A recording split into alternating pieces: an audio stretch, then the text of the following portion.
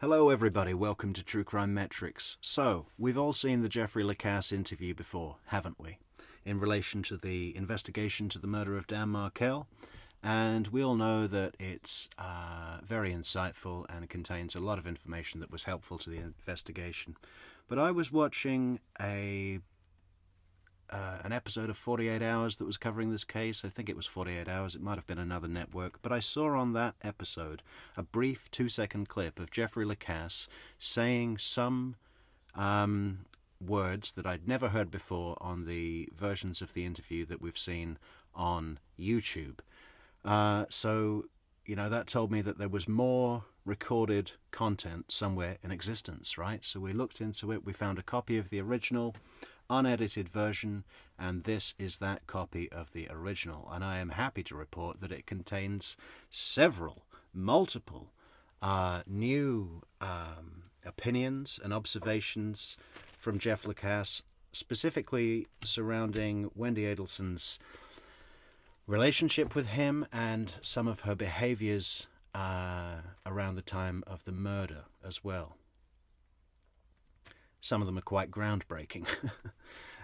So yeah, this is the copy of the original. We did make a copy with commentary that you can see on our channel page, or you can just watch this without commentary. Hope you like it, guys.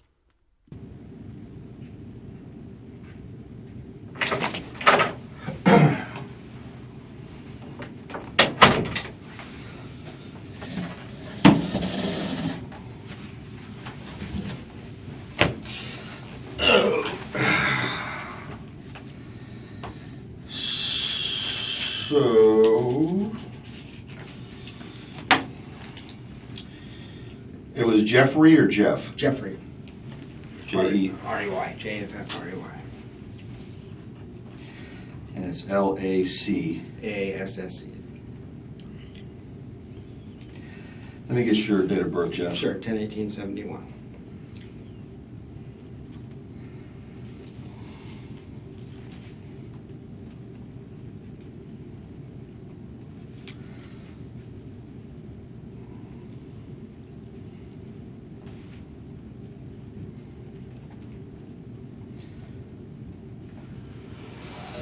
Okay,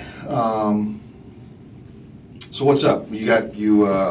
Corey said, and we talked on the phone a little bit, that you wanted to, and you can start at the very beginning, however you want to do it. I got some notes. Do you mind that? No, absolutely not. I don't want to forget stuff, so I've been writing stuff down the last few months. So I probably might end up in the pockets.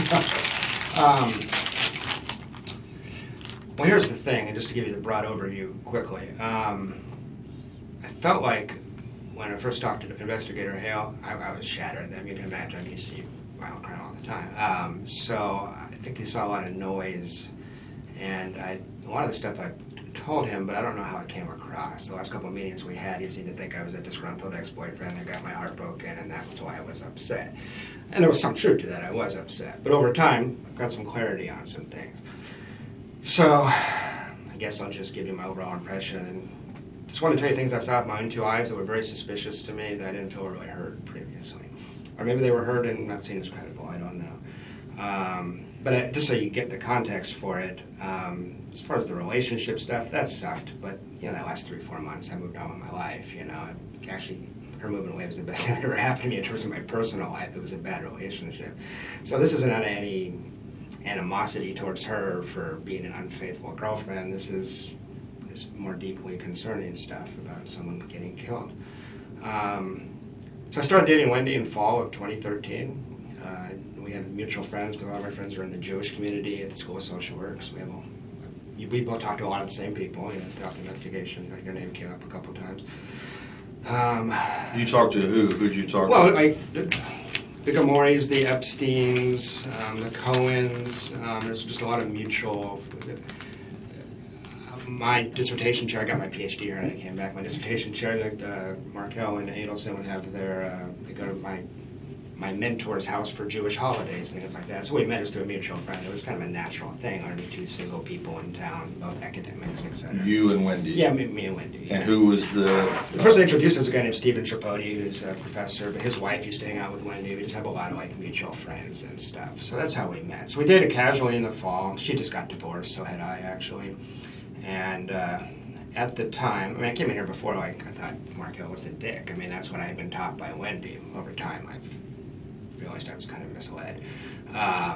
But in the fall, it was interesting. Let me start. Danny had been heard describing Wendy as a pathological liar and a mentally ill narcissistic sociopath in a semi-joking manner, but To you? to other people. I just heard that through the grapevine. Because people said, be careful with Wendy. She's a little unbalanced. And I said, well, she seems upset about her divorce, but I don't know if she's unbalanced. I didn't take it seriously at the time.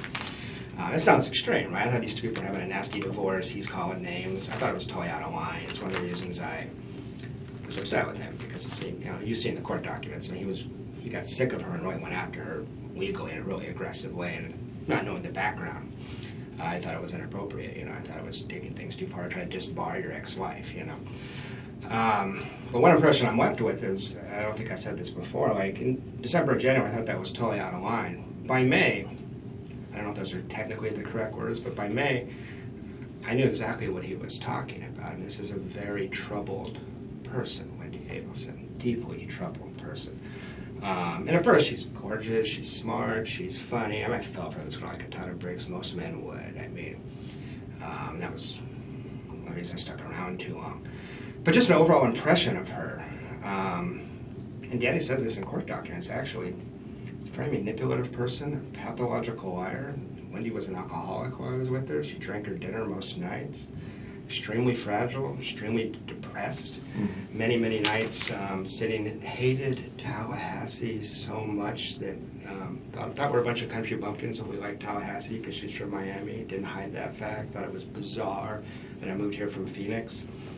And the two conversations that we had every single day for 9 months were, Danny is an evil monster, and Tallahassee is the worst place in the world to live, and I can't believe I got stuck here because of Danny Markel. I mean, she was obsessed with those two concepts. So I got really tired of hearing that, but I heard that every day for 9 months.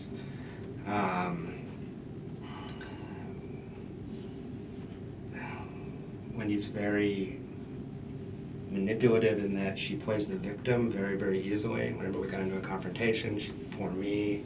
Very sensitive to that. I work with DV victims, women that have been raped as a social worker, all that kind of stuff. So I'm a sensitive Mr. Rogers kind of guy. So it's a very, easy way to manipulate me, or Markel, for that matter. But she just wasn't stable, even in the fall, and able to cover it up here or there. One of these people, the first 100 hours you spend with her, you think she's amazing. 101 on, you're like, shit, what did I get myself into here? This person's kind of crazy. You talk a little fast for me. I'm sorry. 100 hours? Yeah, first 100 hours you think she's amazing. Then after that, wait a second, there's some tremendous flaws here. So she puts up a very good public face as this accomplished, beautiful, smart, funny woman. I was with her 4 or 5 nights a week for 7 or 8 months total, I would say. More in the spring than the fall. And she was deeply troubled. She was on psychiatric medications, and in March she decided to come off of those. March of 14? March of 14, spring break, Immokalee, actually, that's when she went off.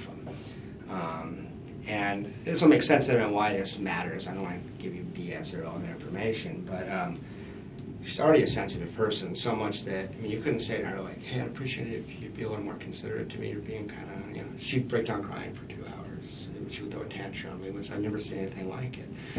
Anybody I've ever dated, I've dated some pretty crazy women. So, but then when she went up there to SRIs, it went from being fragile to being, she had no resilience. She would just melt down in an absolute second. For over what? Anything. Any kind of criticism. Oh, if you had given her criticism. Or anybody did. Anything negative. I've seen her lose her shit over, cake going bad in the oven, and she's devastated for 6 hours. This was in the spring. So this was like the state she was in as we approached the time of the crime. So I'll skip the whole thing where we date the first 6 months. It was, she played hard to get. I chased her. And eventually she agreed to be my girlfriend. We go to spring break, and she starts coming off the SSRIs. Things start getting pretty weird in terms of, we had a couple, first time we spent a week together, you know how that is. Of course, you're going to have a minor thing. You're going to find out who this person really is, And she just found it devastating. And a couple of times I called her. She's very narcissistic. And a couple of times, like, I'm here too. Just basic stuff like that. But she would just lose her mind over that kind of stuff.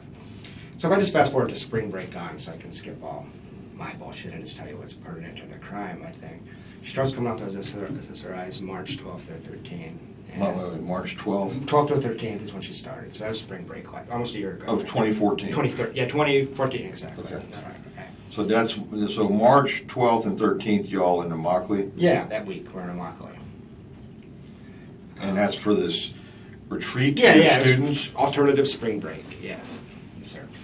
And you traveled with, you took her with you? She took me with her, actually, yeah. Yeah, it was a law school thing, and I just went along to help her out. Oh, I thought it was, because you're in social work. Yeah, but it's actually a law thing. They just wanted to bring a social work prof, and I was one, so we went. So.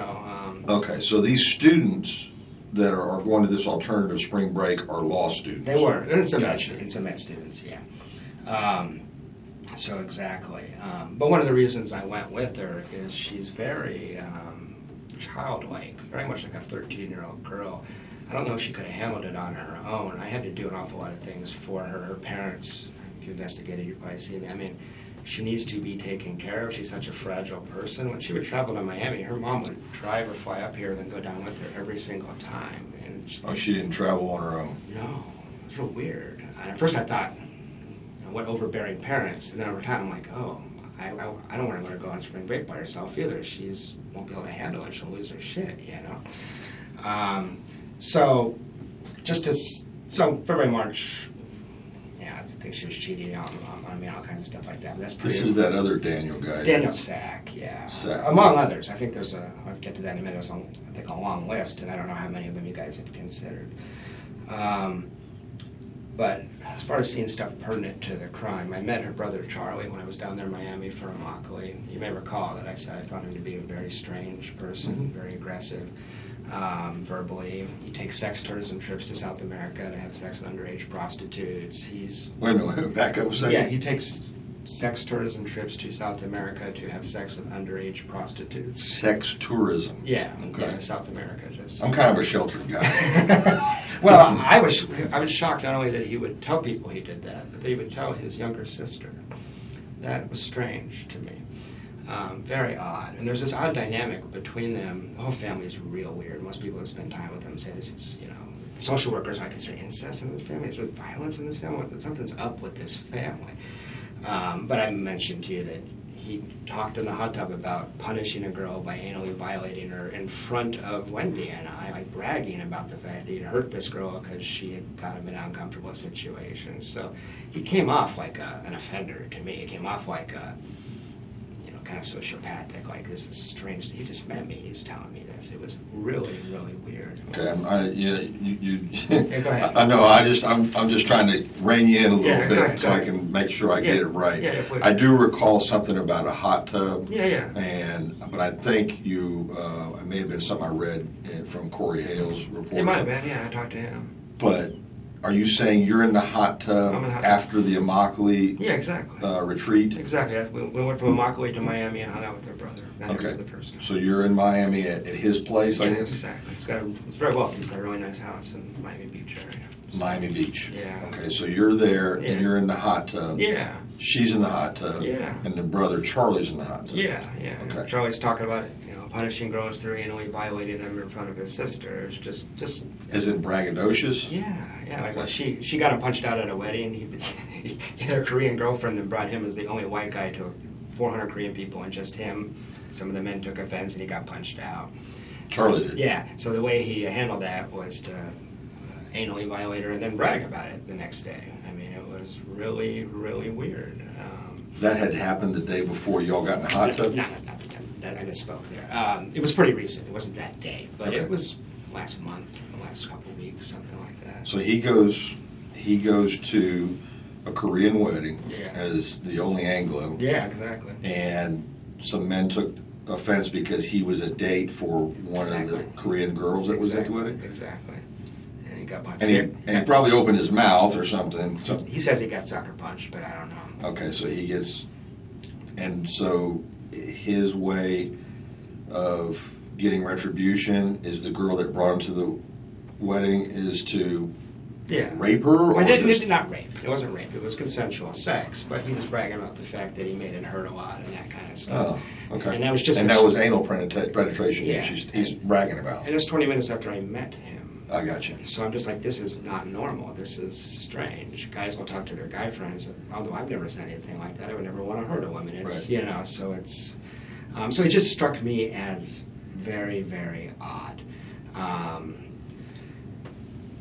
So fast forward to April, she's coming off this SRIs, her behavior is Coming what?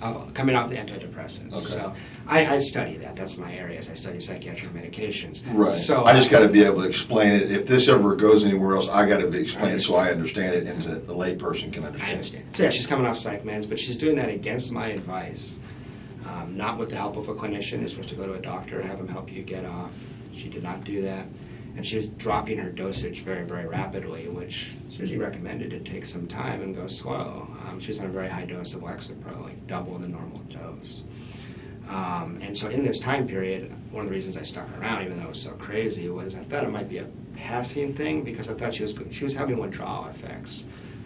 Some of the physical ones like dizziness and stuff like that. But sometimes people's behavior gets really weird and that, so you give them a break while they're coming off. So I was giving her a break. What is the Lexapro for? It's for depression. Depression. She was diagnosed as depressed. And her dad, the dentist, was writing her scripts to what she shouldn't be doing to help her come down the dosage. Because you want to switch to the liquid so you can slowly go down. But she ignored all my advice. I was constantly, you may have seen this in the emails if you looked at it, I was constantly cautioning her, texting her saying you need to go slow, slow, slow. I made her get a therapist. I said, I'm not going to even talk to you about this unless you at least have somebody you're talking to that can monitor your mental health, because I saw she was just spinning out of control. And she wasn't that controlled to begin with, but it was getting worse. Her drinking was really increasing in April. And she had times where she's just losing her mind. I mean, with the kids in the house, drinking a bottle and a half of wine by herself, falling down in the bathroom, bruises. I flew to a trip to Chicago. When I came back, I had to go right from the airport to the house because she was just doing so poorly. So she was just not well. Fast forward to May, we have that incident in the coffee shop that we discussed that Officer Hale and you were, I assume that's one of the reasons you guys were interested in talking to me in the first place. But just to remind you, I just walked into All Saints Coffee and there's my girlfriend with another guy. There's no stalking, and she knew that. But there's been no complaint of stalking against you? There has been informally. She tells people this. Yeah, so. but I'm saying there's no... Oh, no formal legal You charge. shouldn't have been contacted from anybody from this department Never, for a never. complaint about it? No, never. I'm not worried about that. I mean, I didn't bring an attorney because I didn't do anything. Right. I'm not worried about it. But that was a big deal in our relationship. And Right, because you see her there and she's with this guy and... Yeah. And you don't know who the guy is. If maybe I got that wrong. You knew that she was seeing a guy? That's one of the things that concerned me, is that she would bring him up from time to time. And there was other signs. I mean, there's, I think, 5 to 10 other men. I was in denial about it in this time period. That's not a crime, obviously. But she's very impulsive, very erratic, doesn't think things through. She will do them and then worry about the consequences later. She was remarkably sloppy about cheating on me in terms of, well, that's what was interesting. Up until about early June, she was covering her tracks pretty well, actually. I'd heard of Daniel Sack. I knew he was an ex-boyfriend. But after that fight, we had not a huge fight, we had a mild fight about that. And things started to get really, really strange. And this is what I think I had a hard time getting across to Investigator Hale. So we have that fight. She goes to Portland for a weekend. She comes back. It's now June. In June, I was walking around saying to all my friends, I don't know what is going on. Something is going on. We had that very frank talk about that and decided to stay together. She said, it's one guy. He's gone. He literally moved out of the area, as you probably know. So, Sack, yeah. So I said, okay. One thing about Wendy is this is where I worry about the crime. She's very easily influenced. She doesn't have much of a sense of self. And when she was with Danny, she kind of became Danny's extension of Danny, attached herself to him. She didn't attach herself to Sack. He was into polyamory and having multiple partners. He's bisexual. I mean, so she started doing all this crazy stuff. Sack was encouraging her, from what she said, to have sex with lots of people, not just him. I worry about her. So I've just seen her, and I didn't doesn't want to be controlled, but she does want to be controlled. I mean, she into a lot of sex stuff and things where she wants to be told what to do. And one of the things I worry about is that somebody came up with this idea and she went along with it because she doesn't know how to say no. She hates confrontation, things like that. So in June, I was walking around saying to my friends, I don't know what's going on. It's just uncanny to think back on it now. I said, I don't know what's going on, but something's gonna happen. Like, it feels like there's drum beats. It feels like we're moving towards something. It's really, really strange. I don't know what's going on. And one of the strange things that happened was we had a trip to California scheduled to see my parents the week that Danny was killed. And in early June, she rescheduled that trip. And I said, what's the problem with the trip? And she says, well, I'm worried we'll get stuck in the airport and we won't be back on Friday. I have to pick up the kids from school. And I said, but we're coming back Thursday night. It's not winter. We're not going. Atlanta in the winter, I would understand. There's no way we're going to get stuck. We can rent a car. We have friends that could babysit. This is strange. I said, fine, cancel the trip. And that was going to be in early June? The trip was going to be the week that Danny was killed. Oh, okay. That was the trip? 11th to 19th was supposed to be the trip. So we had a trip planned, and she was real strange about the fact that we had to reschedule this trip. It just didn't make sense. And I even said, if you just don't want to go because you don't feel comfortable right now, just tell me, that's cool. She goes, no, I have to pick up the kids from school that day. I just have to. I don't want to do anything to stop that, you know. And she said, I'll miss the kids at that point. I said, okay. A couple of days later, I say, well, she said, but I want to spend that time with you. I was leaving for Tennessee on Friday. And she said, I want to spend that Monday through Thursday with you. I said, great. You want to go to St. Augustine? She loves the beach. She hates Tallahassee. This, again, is just very strange and suspicious to me.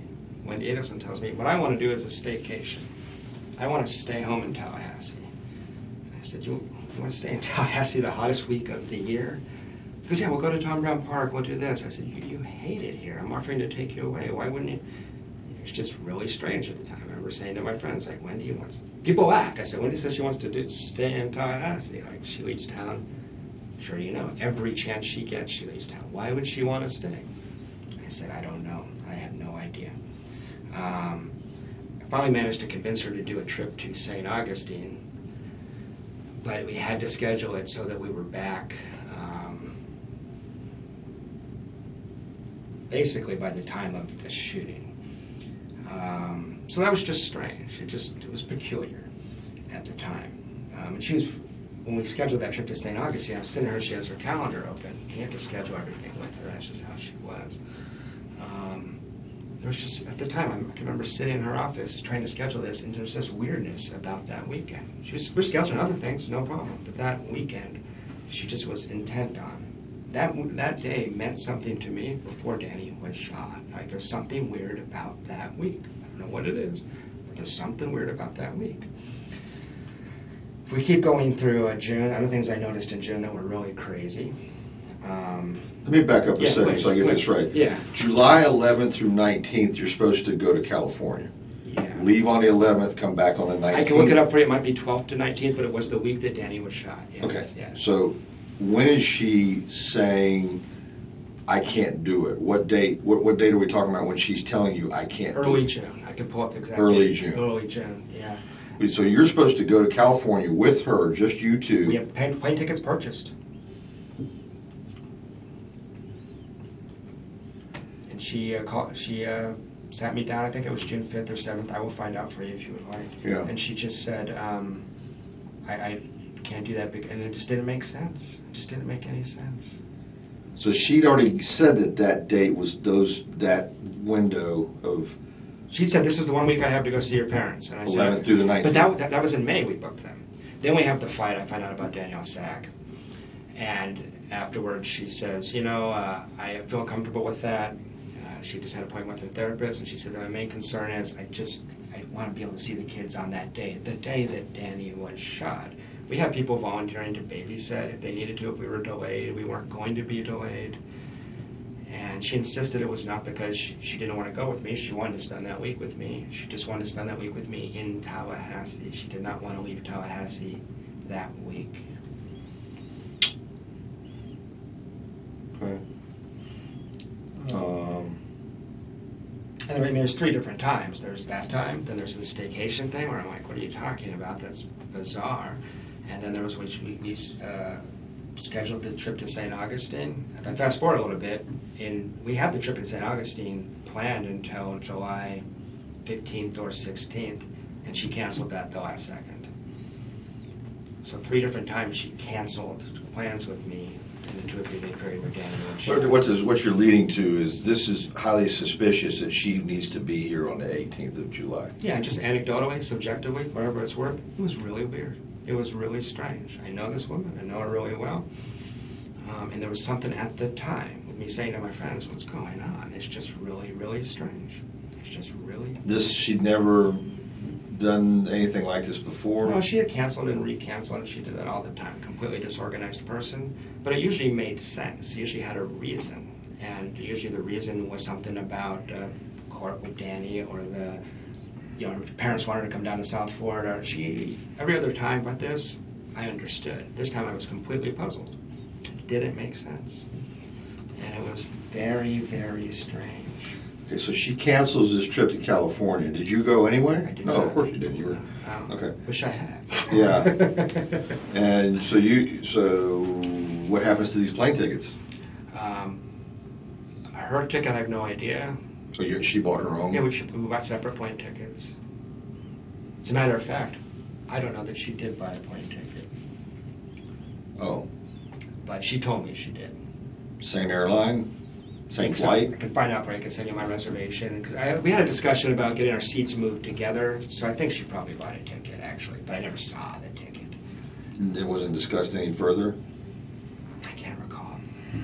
Okay, so that's the first thing. In early June, she says, Jeff, I got to be back on that Friday the 18th. Exactly. To pick up the kids. I guess that's going to be the first of her week with the kids, maybe? Yeah, she gets the kids back after having, because they went to 7-day schedule in the summer. Right. And she's going, I'll miss the kids. I said, we'll be back. It's not, I said, you don't want to go, just tell me I don't want to go. No, I want to go. I just got to be back for the kids. There was a special...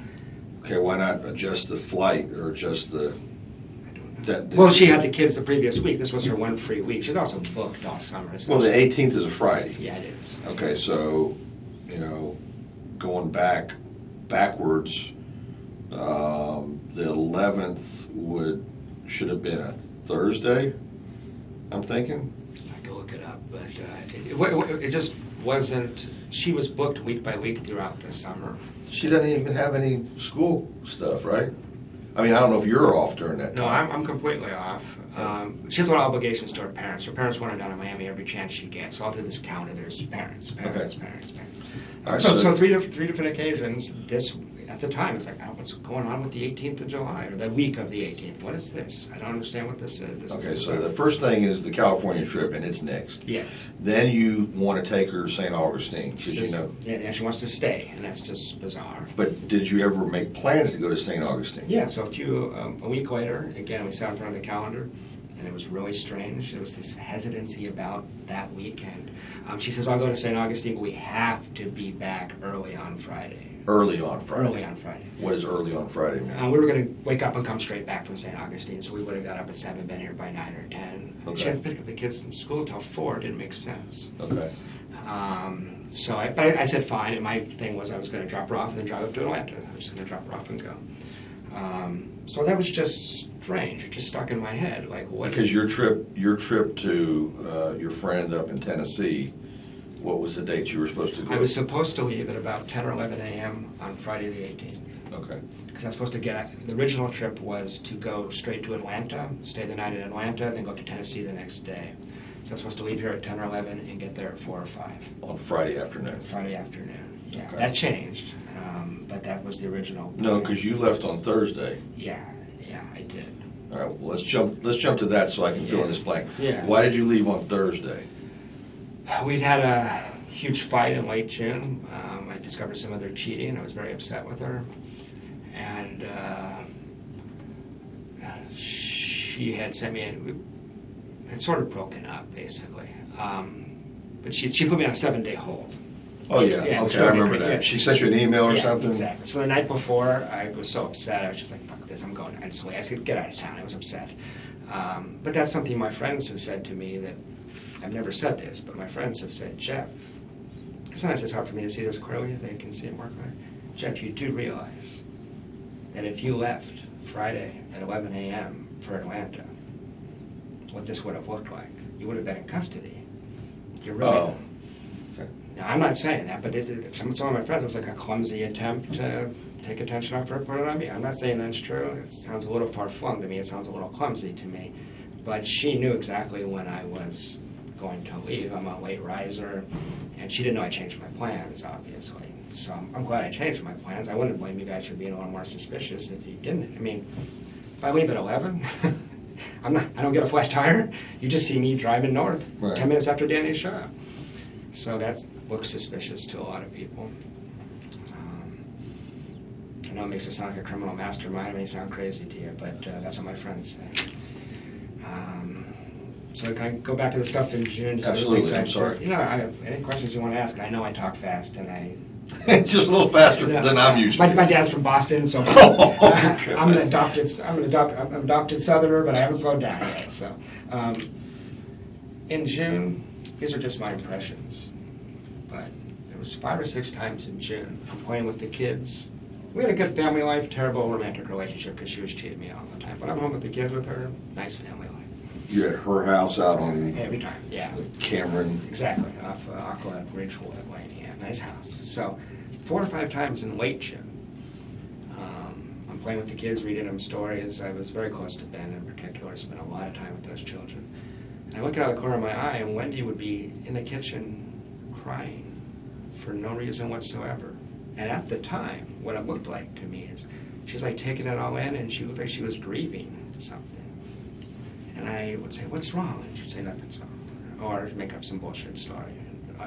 She lied so much, it was hard to know. But in retrospect, it makes me worry a lot because it looked like she was wrestling with something. It wasn't suspicious, it was just weird. But in retrospect, it's like, wow, let's assume she knew something was going to happen. That's how a person might react, She made a choice, but... That's late June? That's late June. So that happened enough times that I talked to my friends about it. Also in June, Wendy's a pretty good liar if you get in front of her for an hour or 2 at a time. And Danny's put that in court documents. It's not a secret that she lies a lot. It's how she navigates the world.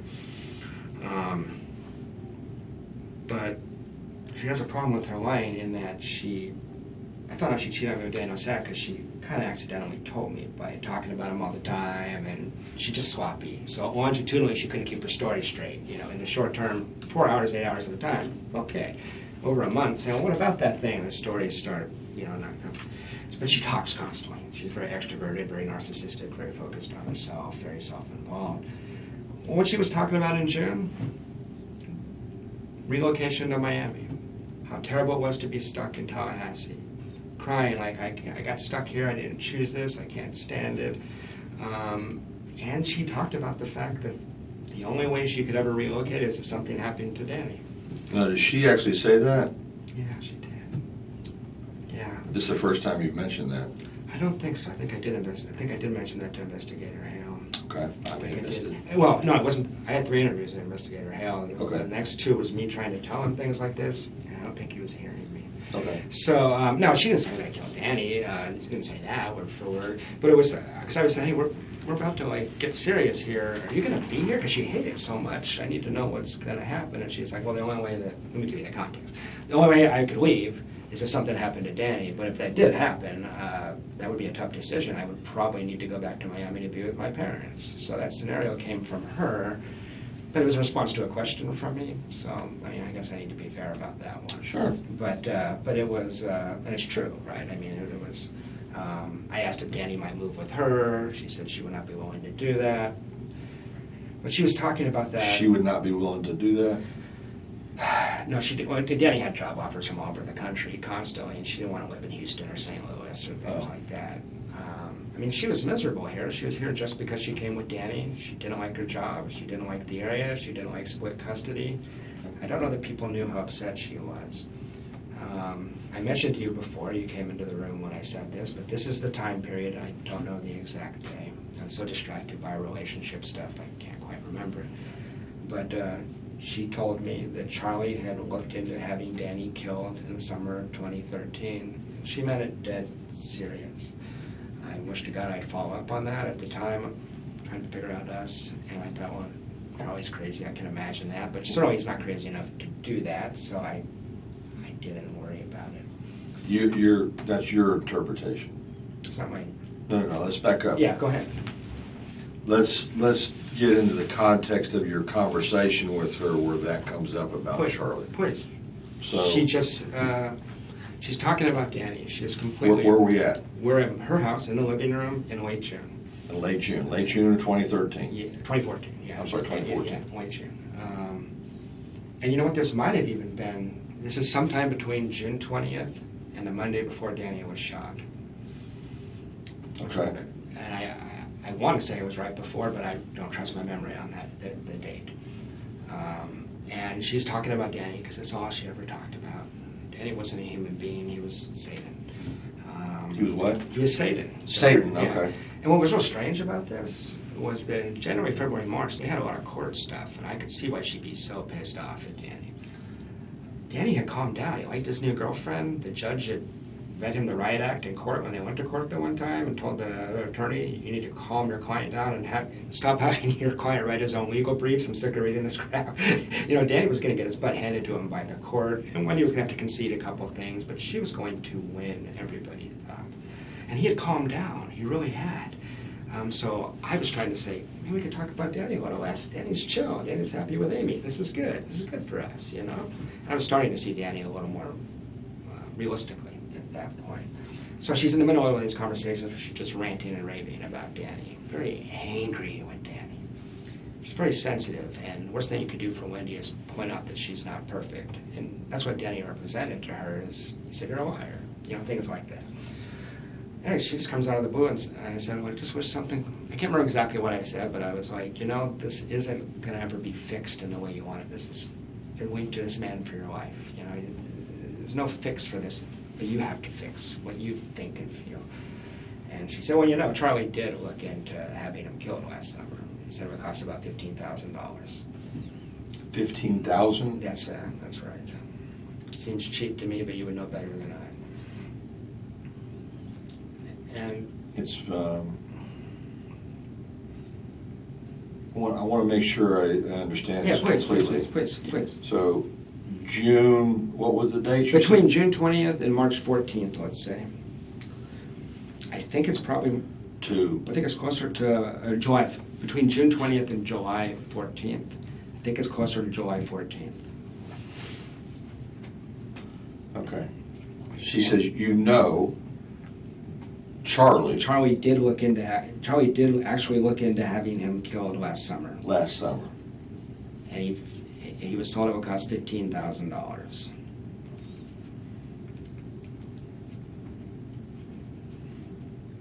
And one of Charlie's... This is just paraphrased, but I want to make sure I understand. Yeah. Charlie did look into having Danny killed last summer. It would cost about $15,000. And that's not exactly word for word, but that's pretty close to what she said.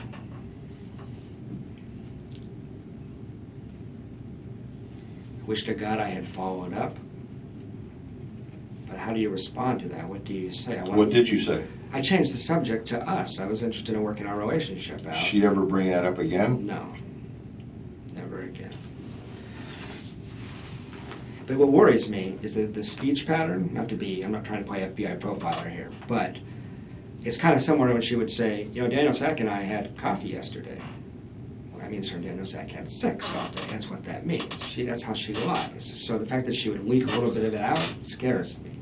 Which is kind of like, I told you half a truth instead of half a lie. That's how she lies. That's exactly. I'm sure you've done that a lot in your life. So it doesn't have the impulse control just to say nothing in high-stress situations, but gives you this half-assed version. So I thought about that a lot. But you do remember the amount is 15,000? I do remember that. No further than that, nothing else? There was nothing else. I wish I followed up. I beat myself up about this. No, you didn't. What am I going to do? Call you guys and say my girlfriend said something crazy? I don't know, you know. No. The thing that worried me about Charlie is he has a very close friend and goes on these trips with him who's ex-special forces and is known for being kind of deranged, and it looked like it was done by somebody who knew what they were doing. So I told you guys that already. What's his name, though? I never got a name. I don't know. I assumed you guys investigated it. I don't know. He's a tatted up, known affectionately as a deranged guy. Guy just didn't come back the same like some of these guys do, unfortunately. But he's a close friend of Charlie's? It's on his Facebook page. That's what I told Investigator Hale. Okay.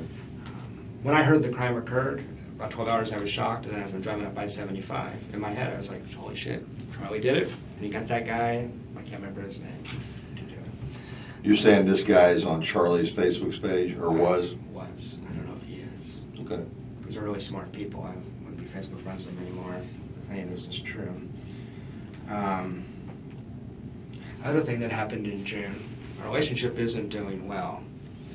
All of a sudden, from nowhere, you know, like a 5-year-old kid will try to manipulate you in a very transparent way, and it's like obvious what they're doing.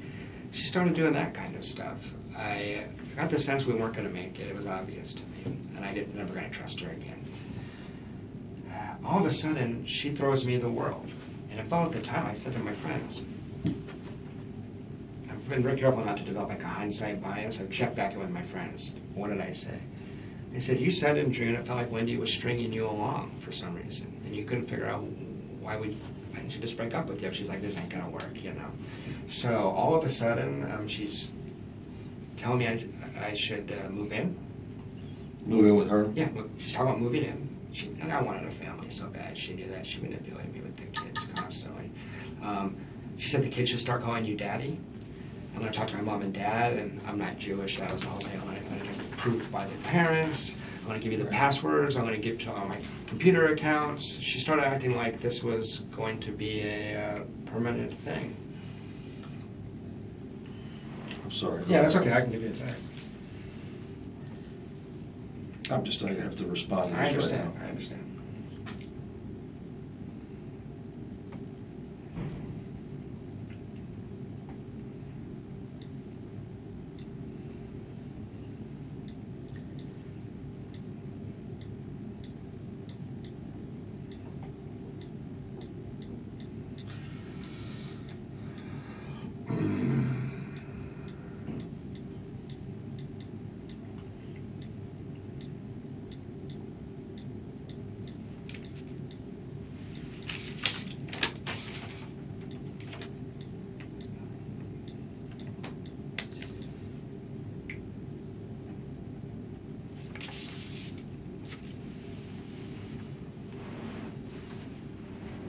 Okay, that'll suffice for a while. No problem.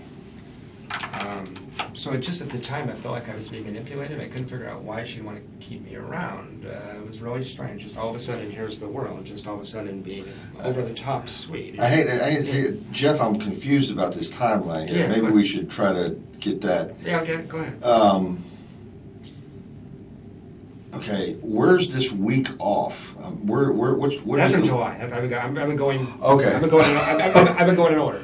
Okay. So we're still in June right now. Okay, so we're in, but this comment from late June of the 20th through the July 14th is before or after what you're telling me now? I can't remember exactly. It's my fault. No, it's okay. No, it's not a fault thing. I can't remember. I want to be as honest and accurate as I can. Sure. I think that's the Monday before he was shot, but I can't be certain. So this would be preceding that. Preceding, okay. Preceding that. Okay. Yeah. So it just felt strange. These are just my impressions, but it's like, what is going on? To give you an example, I would just be kissing Wendy, and all of a sudden she's like, like a porn star. I've been with a lot of women. Women don't behave like it's just. And we've been together 9 months. I've never seen this before. It's like Brand new behavior. Yeah, brand new behavior. I'm going. What's going on? All of a sudden she wants me to. It just didn't make any sense. It was just really strange, erratic behavior. She wants you to what, though? Well, I was threatening to leave at this point. Okay. So, and I guess if I'm putting on my cop show hat, I'm wondering if it would have looked weird if you break up with your boyfriend and then a week later someone gets shot. You know what I mean? I don't know. So get to mid to late June. She went down to South Florida. She came back. I could tell she had cheated on me. I was very upset. It's very obvious. And we went to Gainesville, June 27th. She accompanied me down there for a work trip. Okay. 27th? Yeah, that weekend together.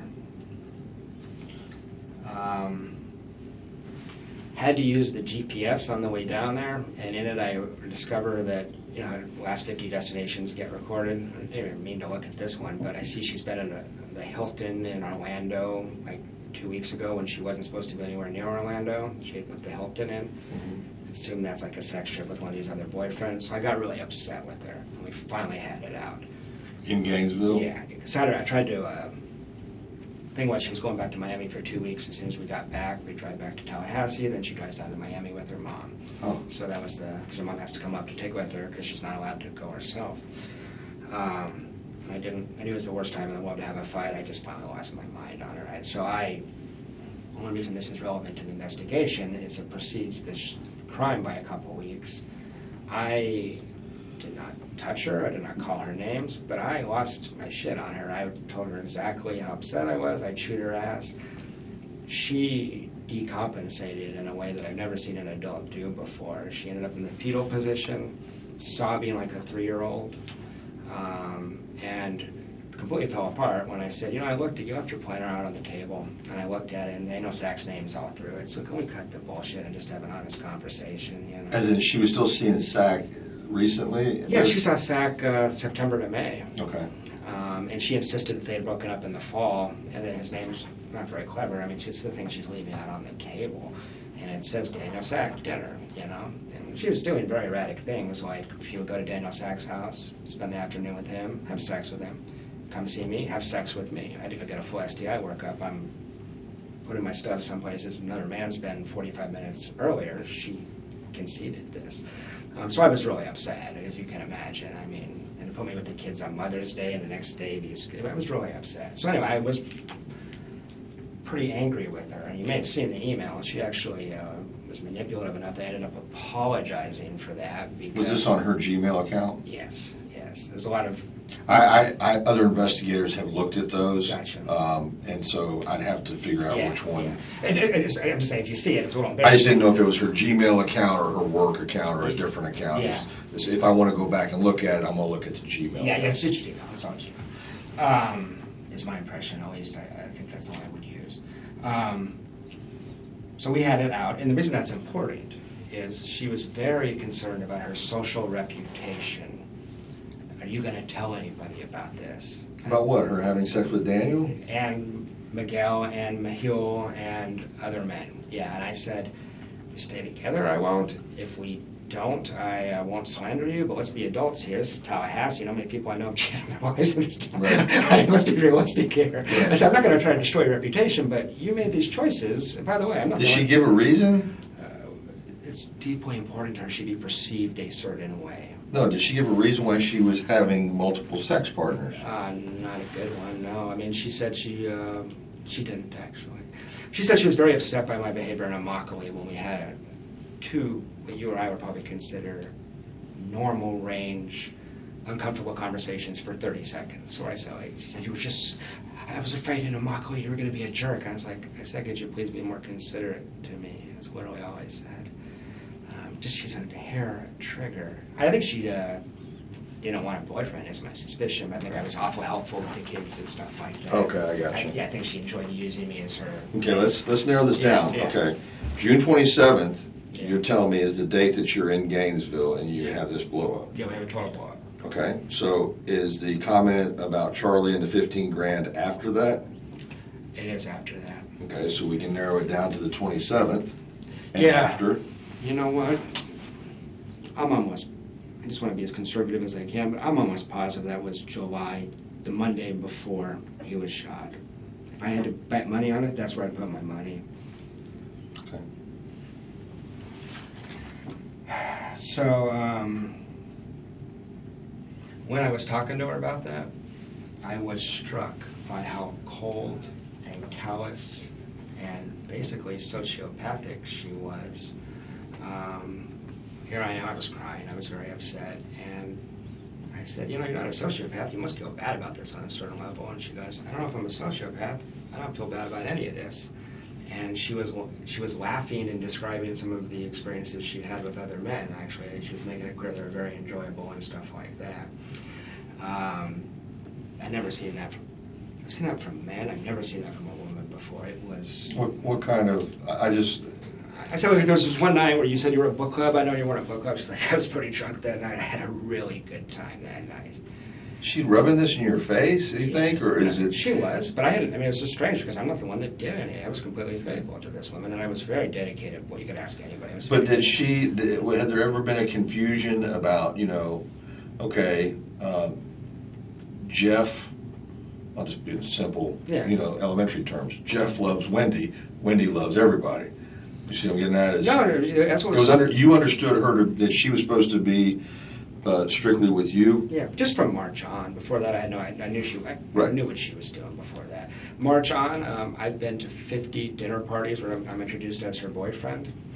She took me out in public constantly. The Daniel Sack thing, they went to the movies and stuff, but in general, they're at his house. I think they went to yoga and some things too. I got some weird looks from people in public sometimes that made me, one of the reasons I got suspicious. You know, I go to yoga and this one guy be looking at us. I was like, what are you doing there? Like, I just got the impression, like, was she here with somebody else? You know, that kind of thing. But no, I think that was probably maybe what she wanted. I don't know how relevant it is. I guess what's relevant is that I'm over the butthurt being thing. This stuff happens. But publicly, I was her boyfriend. I was. That's one of the things that, I don't know if it was an investigative technique or not reading the file, but Investigator Hill kept calling Daniel Sack her boyfriend. And that got me pretty fired up. And that's one of the reasons I might not have made a lot of sense, because that was really, it provoked me. I don't know if that's on accident or purpose, but it was one of these things where, like, he didn't seem to know that I was her boyfriend, and he thought Daniel Sack was. It was one of the Hale did. Yeah. Okay. Yeah. Well, I'm going to be quite honest. My understanding was Sack was before you and her hooked up. Yeah, and she went back to him after spring. But I thought he went west or north or He's something. in Massachusetts, and he left in late May. So there was 2 months there. Where I thought he'd been gone way before that. No. He was May of 2014? May of 2014. May 20th, 2014 is when he left. You know that for a fact? Yeah. I got something that sounds conflicting to it. May 20th of 2014? Yeah, May 20th or 21st, it was on his Facebook page that he left Tallahassee that day. Okay. And, no, I know when he was having sex with him in March, April, and May. Sack went to Massachusetts? Mm-hmm. Amherst, University of Amherst in Massachusetts. And the coffee shop thing was May around that same time. I'd have to look up the exact date, but it was that same Just way. prior to? Well, I walked in on him having a goodbye coffee together. Oh, goodbye coffee. He was leaving. Okay. He was leaving town the next day. And that's one of the things I was saying when I was talking to Investigator Hale is if men obsessed with Wendy are suspects, you can't trust her to tell you the truth about that. I mean, this is a woman who was separated from Danny, had that boyfriend Miguel, and in a deposition lied and said, I'm not seeing anybody. And it's a licensed lawyer who will lie to the court. So that's her narrative to the public, by the way, is that Daniel and I saw each other in the fall, and then that was it. Say again, please. That Daniel and I dated in the fall, and then in the spring, her and I had a conversation January 10th, and she told me, like, let's see more of each other, and then as of March 1st, I'm her boyfriend. That's not what happened. She just saw him continually. Give me a minute here. Yeah. You need something? If you have water, I'm Yeah, going to dry yeah. up. I'd appreciate it.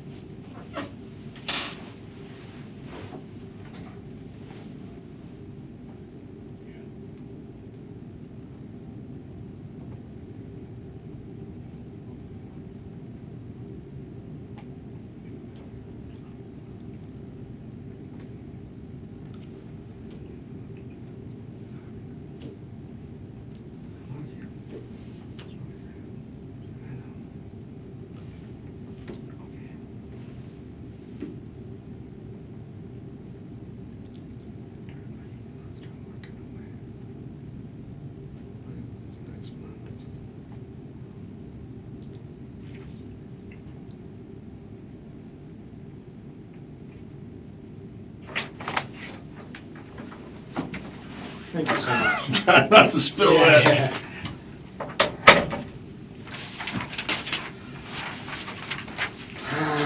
Okay.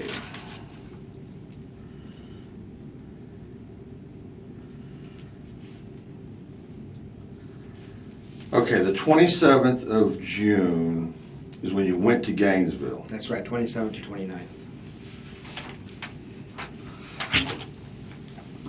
All right, 27th through 29th, you're in Gainesville. Mhm. You see the planner. You see Sack's name everywhere. Well, I seen it earlier in the month, but I confronted her on that in Gainesville. Okay. And oh, you at a hotel or something? Mm-hmm. And so did she get upset with you? Does she claim you're snooping or something? Or That bothered her, but mainly she just collapsed, just sobbing like an infant, just acting really, really crazy. I mean, you're basically saying, you know, you're seeing me, but at the same time you're screwing this guy. I said, I know about Daniel Sack, Wendy. I know you never stopped seeing him. But you already know because you've seen him at the coffee shop. Do you Yeah, not? but I didn't see him screwing. I mean, No. But I mean, did you place? Is this Daniel Sack at the coffee shop? It is. It is. You knew that when you saw him. I knew who Daniel Sack was when I walked in at the coffee shop. I didn't know he'd be there, but I knew I recognized him. Facial recognition. Yeah, I looked him up on the web because she talked about him constantly, so I looked him up. All right. So, in that, I guess the important thing about that meeting is it seemed to like shatter her. She's so fragile, and she wants to be seen as this moral, ethical person. She's a friggin' humanitarian on the web, right? I mean, human trafficking and social work. And all The what now? She's like a humanitarian if you look her up on the web. You know, Okay. she wants to be seen as this ethical, loyal person. Okay. And she couldn't handle it, so she like lost her shit in a way I just want to say I've never seen. She sobbed, but the next morning she sobbed all the way from Gainesville to Tallahassee, and I was upset, but it was. But I thought, and you know, you're just going to have to bear with me Sure, as sure. far as I thought that after I can see that she's in this fetal position, Yeah. she's demoralized, Yeah. whatever, and then I thought she snaps right out of it and says, I had a great time. That's what concerns me. Is I used to work in a psych hospital. I've seen this kind of stuff before. It's a good question. She was vacillating between, it was crazy. 1 minute confessing, literally telling me I wanted to sexually experiment with people, I wasn't ready, this kind of stuff. The next minute, I never did that. I mean, it was like insane. Contradicting what you just said? Absolutely. And on the way back up, she goes, I never did any of that. I said, well, you confessed to me like 7 different times last night. I did not. It was crazy. Okay. Absolutely insane. So if it doesn't make sense, I understand because it didn't make sense. Okay. Let me go back to this special forces guy. Yeah. Okay. So, are you Charlie's friend on Facebook? Or I was. Okay, you were. I was. It wasn't until all this stuff happened, and then I befriended everybody that was associated with Wendy just to clean my life up. Okay, but when you were on the Facebook, a friend on Charlie's Facebook page, you're saying that this guy that you knew as being a special forces, ex-military, psychopath, whatever. Yeah, by reputation. Yeah. Okay, by reputation. Did you ever hear a name being called? No, there's pictures of him and Charlie together on the page, though. Okay. Do you have any of that saved? I don't. Okay. I don't. Can you describe the guy? I couldn't. I mean, he's a big guy. He looked like a ex-ranger. Tattoos. Looked like an ex-ranger or something. And Charlie doesn't have that many friends. It can't be that hard to track down because there's like this foursome of them that hangs out, and my memory is that he is part of Charlie's crew. The inner circle. Yeah. Okay. Yeah. And certainly Wendy talked about him a lot. She'd heard a lot of stories, So You can't recall a name? I can't. Nickname? There's all these crazy, and I can't remember the stories, but all these crazy stories when these guys were drinking and partying, but all stories like that, drinking stories and things like that. Okay, was there any other, so this was just what you're seeing on Charlie's page. Mm-hmm. You didn't have interaction with this guy directly. Never met him. Wendy talked about him periodically because she found him amusing. She'd met him a few times. And what was? He's crazy. I mean, but in a fun way. It wasn't like negative.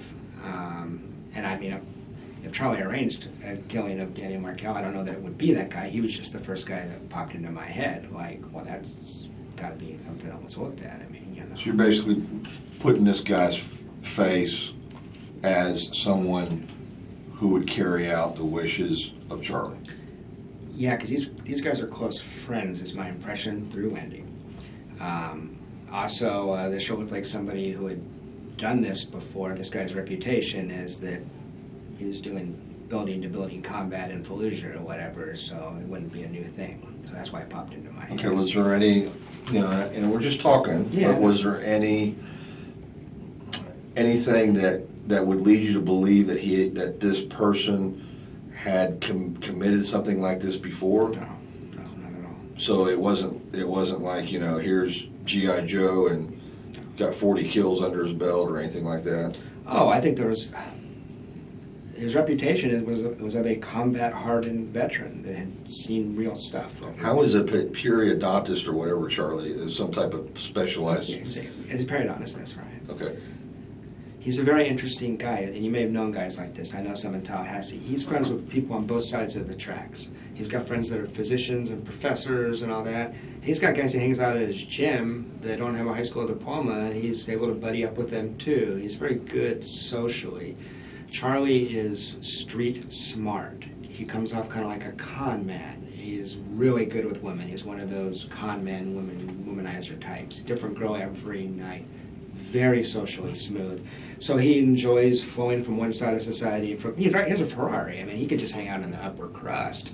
He doesn't. He enjoys slumming with these other guys, you know. So I think he's taken trips with that guy, though. If you're going to look into it, I believe he's part of the crew that went to South America. I have somebody checking right now to see if maybe we're talking about the same person. Yeah, I don't know. I mean, by the way, Charlie is so industrious and so street smart that if it wasn't that guy, it wouldn't make me any less suspicious that Charlie was involved. He just was the natural first thing that popped into So me. what do you think, Jeff? You don't, okay, so when you first started talking to me today, and don't take this the wrong way, but when you first started talking to me, I thought we were fixing to crucify Wendy right here as far as everything, and that she was directly involved. Not necessarily that she killed her ex-husband, but had solicited for someone to do it. I still believe that. I'm 100%, I never say 100%, I'm a researcher.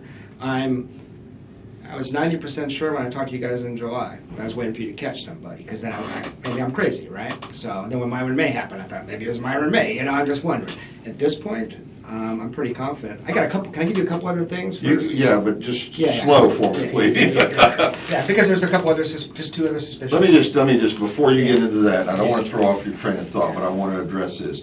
This is an email that I think you're referring to. I'll give you an opportunity to read it. Yep, that's the one she sent, that's where I'm going right now. Okay, so this is July 15th, is that accurate? That's right. Okay, July 15th is the Tuesday before. The thing she told me about Charlie would have been the night before this. Okay, so we are on the 14th. Yeah, I think that's right. Yeah, it would have been Monday, July 14th. That's actually just where I was going right now. Go ahead. So she goes to South Florida for 2 weeks. We barely talk. It's hard on both of us. You guys have emails. It's bullshit romance stuff, going back and forth. We had one long conversation and decided to patch things up. She sounded very calm in this conversation. These are phone conversations? Yeah. You know, she says, she's in Miami. She's in Miami. And while she's in Miami, she always says, she would just disappear for 14 days. I wondered if there was another man down in Miami, too. It seemed plausible because her parents take care of the kids. It doesn't make sense how busy she is. Come back Monday, we go on a date. That's the 14th. That's the night that... Okay, you're on the date here. Yeah, we're on the date here. It was real awkward. And she was a little strange, but it was overall a pretty positive date. So I had some hope in terms of the relationship. She said that thing about Charlie. I'm so distracted by this relationship stuff. That's the reason I didn't follow up on that bizarre thing she says about Charlie having Danny killed. But at the end of the night, she wants me to drop all the Daniel Sack stuff, everything else. She goes, that never happened. And I said to her, Wendy, we can break up, but I'm not going to go on a relationship pretending like this didn't happen. It happened. So she doesn't know how to... Danny's the only real relationship she ever had. I said, I know you don't know how this works, but if you want to go to a counselor, you can, or you talk it out. But you don't just say that never happened. This happened. And she seemed to find that devastating. Back to the who knows about this, who's going to know about this, does your friend Steven know about this? Like, Jesus, you know. That's on the 14th. It's on the 14th. So that you're having this conversation during or after your date? After the date. Back at her house? Back at her house. Back Okay. at her house. Yeah, and didn't have wine that night. She was sick. She got back cold. She was really stressed out and sick. So the next day is Tuesday the 15th. Wake up in the morning, I call Wendy, and I told Investigator Hale this. I don't know if there's anything here, but it was kind of bizarre. Talk early in the morning, maybe 9 or 10, and I said, I'd like to see you today. I was a little encouraged. And she said, yeah, I'd love to see you. And she'd walked herself out of her house. I said, well, come hang out with you. She said, I'd love to spend time with you. And then I waited.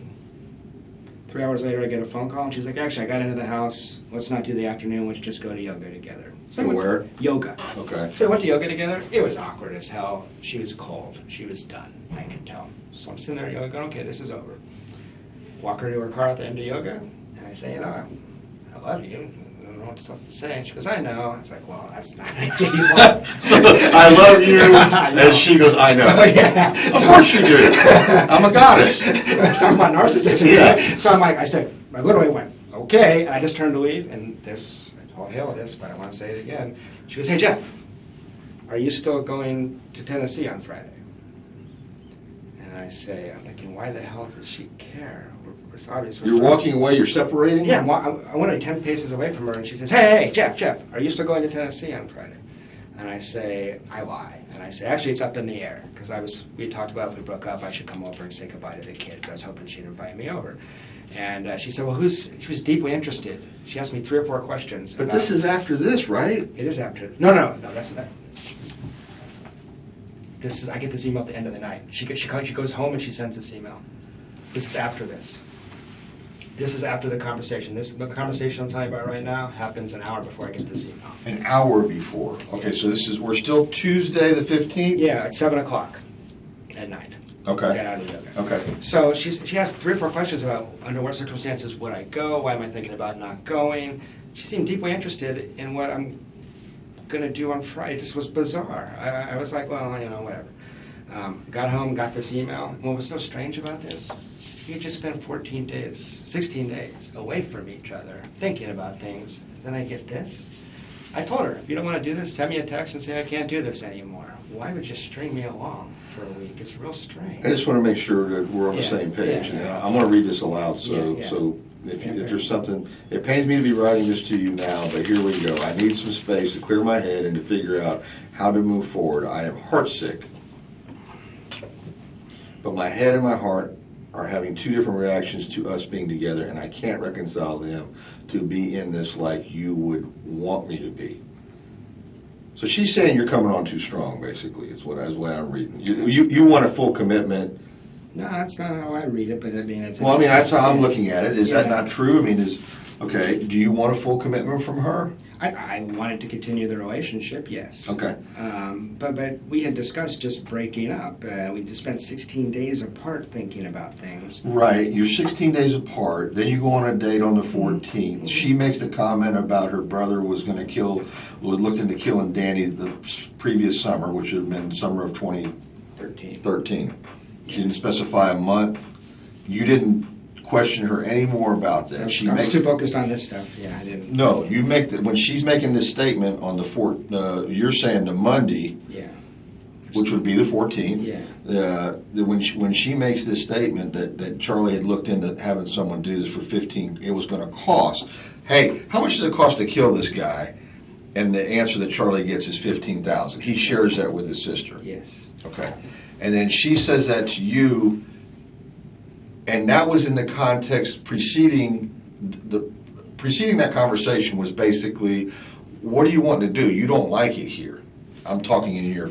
You know, that was part of the conversation. There was constant conversation about Danny is awful, Tallahassee sucks. That's about all she ever said. And I can't do anything. I'm stuck here because, I guess she got denied relocating with the kids. She did. And she's saying, I'm stuck here unless something happens to Danny. That's what you're getting at. Yeah, that's exactly what I'm getting at. And then she just spills this out. Yeah. And then I think, by the way, she just went to the bathroom. I think there was something like that where But you're saying that, I mean, there was no more conversation about this. Is huge to me. This is like my brother's already checked into it, and it costs this much. Yeah, I couldn't. Is it like this is still available and open, or 15 grand is too much we're too cheap? This family's rich. I mean, it's nothing. No, I know, but He's what's... having petty cash at his office. Okay, but was this like, this option still available? Is that how it was? It was just said in passing, and I've mulled it over in my head 100 times. I didn't know what it meant. Okay, so my brother checked into it, and it was going to cost 15 grand. I'm just heartbroken in this situation. I'm not thinking about that. I'm thinking about how do I get this woman back. I realize, but I'm trying to glean this Yeah. from what the interpretation that you got from it. Yeah. I know you told me you didn't ask her anything more about it. I mean, you know, a statement like this, don't take this the wrong way, but if I was in your shoes, I'd be like, I'd be saying, what the hell are you talking about? I got used to her craziness. That's I okay. get her. I said, All right. she's all over the place all the time. So I think I just wrote it off as another crazy thing Wendy says. But you recall the amount. I do, and I went back to a couple friends because I told them about this. Right. After Danny got shot. I said, holy shit, you Right. know, I mean, that's what happened. So I beat myself up about that. No, I don't want you to beat yourself up. I just want to make sure that you didn't, I'm just trying to get you to see, is there anything else that you can recall? I'm not saying you did anything wrong. I know, I get that. I'm saying, are you sure you didn't miss something else in that conversation? No, because it was right back to her and I. Okay, all right. Since you're going to be here, and that's not going to happen, you know, that's So this comment is made in passing as she's traipsing off to the something bathroom. like, her bedroom or something. Comes back out, it's all, And okay. I say, I had a good time last night, or something like that, you Okay. know, it was that kind of thing. So she sends me this email, and I don't know if it's coming on, I didn't know what to make of it. I sent it to some of my friends who know her pretty well, and said, she's crazy is what they said. I mean, why wouldn't she just break up with you? It doesn't even make sense. I should have broke up with her. But we've been apart 16 days, she wants another week. But recall that when she left Danny, she just moved out while he was gone. So confrontation isn't her thing, you know. So maybe that's why. So Wednesday goes by. There's Thursday. Thursday, she. You're still up in the air about leaving. You've told her, I don't know for sure if I'm leaving Friday or not. That's right. She doesn't know for sure. I don't know if she would have or would have known. We have mutual friends that I told on Wednesday or Thursday that I was going, that it wouldn't shock me if she were able to find out that I was going. I mean, we have mutual friends. But your answer to her was, I don't know yet. It's still up in the air. That's right. But the next day I decided to go. So it was all On Wednesday. Yeah, I decided to go for sure on Wednesday. Thursday, she changes her Facebook picture. I'm sure you've seen the picture of her in the beautiful purple dress. It's all over the media. And that was bizarre to me, because that's a Victoria's Secret dress. It's not a dress you hang out at your parents. You might wear it to a club if you're an undergrad. You might wear it to bed. You don't hang out at your parents' house wearing that dress. And to me, it was... Was this a dress that you gave her? No. But you saw the picture. It's fairly scandalous.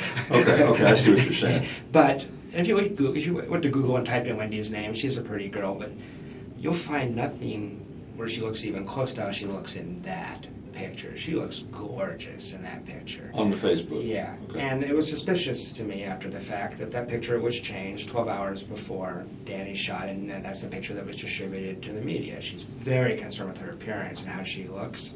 So I know that maybe sounds crazy. Investigator Hale seemed to think it was, but I thought, this is so strange. She changed her Facebook picture twice in 2 years, and the night before Danny's shot, and she's going to be all over the media, she looks like a Victoria's Secret model, you know? Okay. So, but I was bothered enough by that picture, because it... What was the prior picture? Something that looks more like a 35-year-old woman with 2 kids would have on her Facebook page. Okay. All the other pictures, and she looks pretty enough, but that one looks, I mean, she looks amazing in that picture. Okay. She's not even that pretty alive. That picture, I think her dad Photoshop. Her dad photoshops that stuff. He does that kind of thing. So it was a picture produced for her by her father, I believe. So Friday I leave. Thursday night I leave. About an hour after I saw that picture, I said, "Fuck this," and I just drove out of town. The next day, Danny shot at 11 a.m. No one contacts me, which we have a lot of mutual friends, and they didn't. I talked to some of them after the fact. They tell me that they were under the impression that I was very likely an actual suspect in this case. I posted on Facebook from Tennessee Friday night at a time where it would have been impossible for me to ever have been here at the time of the shooting. I found this really puzzling, and what some people have told me after the fact is that you guys searched Wendy's stuff. It says talk to Jeff about stalking in her calendar. If somebody was stalking with you, would you need to write yourself a note to remind yourself to talk to somebody about it? Mm-hmm. It's real strange, especially since I never did anything approximate. I snooped. I conceded that I snooped. If I had any options, I don't feel badly about it at this point. She didn't contact me for 10 days. She told me that the police had instructed her that I was a suspect and she was not to return a text message that I sent her. That she could not do that.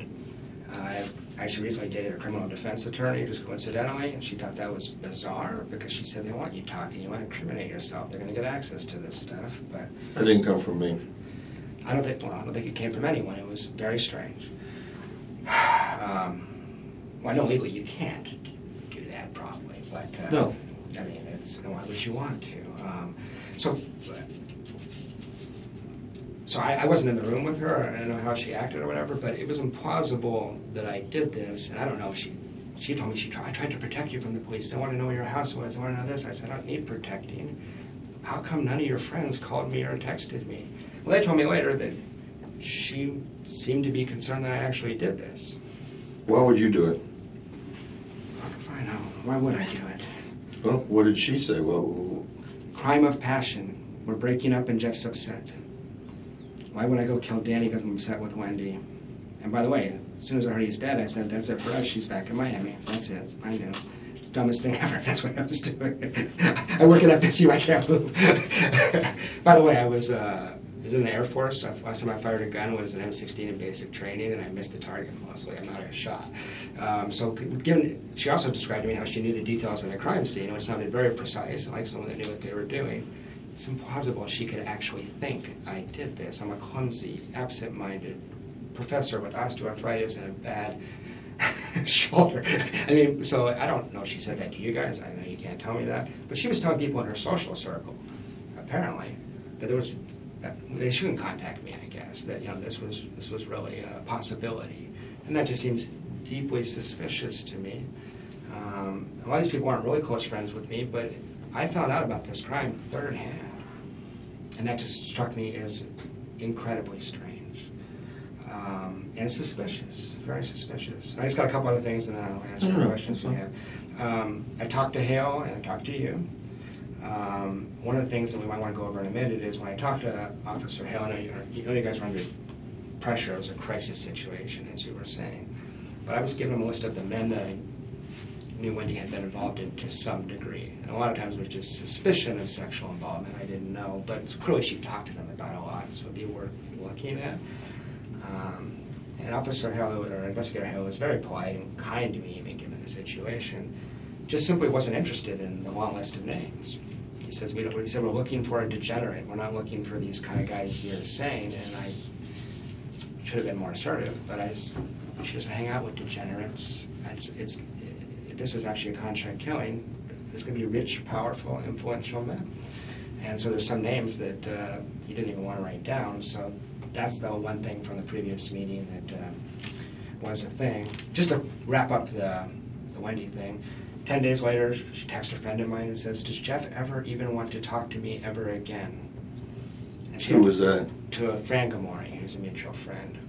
He's pretty certain she was involved in this too at this point. She'd been down to the house, visited with the family a couple of times since the crime, describes it as just a bizarre environment when you walk in the room, so secretive and weird. But I mean, that was just strange because she didn't do anything wrong. I didn't do anything wrong, and by not contacting me, why would she say that if you guys told her not to? I don't want to get my own relationship stuff tied up with the crime stuff, but it's just strange. Called Officer Hale, said, hey, just so you know, Wendy has a key to that house on Trescott. So I know there was some mystery and discussion and speculation. How'd the guy get in, or I don't know, the crime scene details, but Wendy's constantly losing keys. So, and rediscovering them, all the time. Right. So she had keys. He didn't call me back on that, and I don't know if it was helpful or not. And then here's just a list of strange things that she said after the crime. I talked to her 3 or 4 times. She said, I love Tallahassee. I wanted to remain in Tallahassee for the rest of my life. These are phone conversations? Yeah, these are phone conversations. Danny has so many enemies, it will be impossible to figure out who did this. He's a pretty beloved man, and he was an abrasive guy, but that's a strange thing to say. I've never heard any sympathy from her one time about Danny. She still seems enraged, obsessed, and defiant about Danny. I told Officer Hale that her and Charlie went to dinner maybe 3 weeks after the crime. Charlie called it a celebration dinner via text. She puked on the table during the dinner after Charlie said something. She wouldn't tell me what he said. She said Charlie made a remark and I just puked everywhere. Celebration dinner? That's what Charlie called it. You can look up, if you have access to text, you can find out. Yeah, that's what she called it. When she was just in town, she was cracking jokes about Danny getting his head blown off. She said the kids are having problems, but not because of Danny's murder. So the kids are peeing the bed and having natural kid stuff, not because of Danny's murder. That's a really weird thing to say. Most people would say they're upset because their father just got killed. It seems to be important to her that it not be because of that. She was very upset that I attended Danny's memorial service. When the Tallahassee Democrat ran the story, they put, must have been her worst nightmare, front and center picture of Jeff Lacasse in the second row, sitting next to Stephen Tripodi and Frank Amori. She was telling people, like, why would he do that? He hates Danny. The man died. It doesn't matter what I thought of him. He died. He's my colleague. And then lots of strange and erratic behavior. She mailed me back every gift certificate I ever gave her. Just came in the mail with no return address. Started dating a woman that Wendy knew tangentially. And once Wendy found out about that, she called her and made sure, I don't know what she told her, but that blew up on me. So there's this aggressive component that people don't often see. And then when she was just in town last time, she asked Frank Amori, she's still painting me as a stalker. She said, do you think there's any chance I'll be giving my talk and Jeff Lacasse would come and maybe just attend the talk? Or Fran said, she was actually irritated with her. She said, why would he do that? You know, I actually left town while she was here because I didn't, small town, I didn't want to run into her. I actually fear her. So that's my list of things, and when I go through all that in my head, I come to the conclusion, as you said a minute ago, that she was at least aware this was going to happen, and I think probably involved in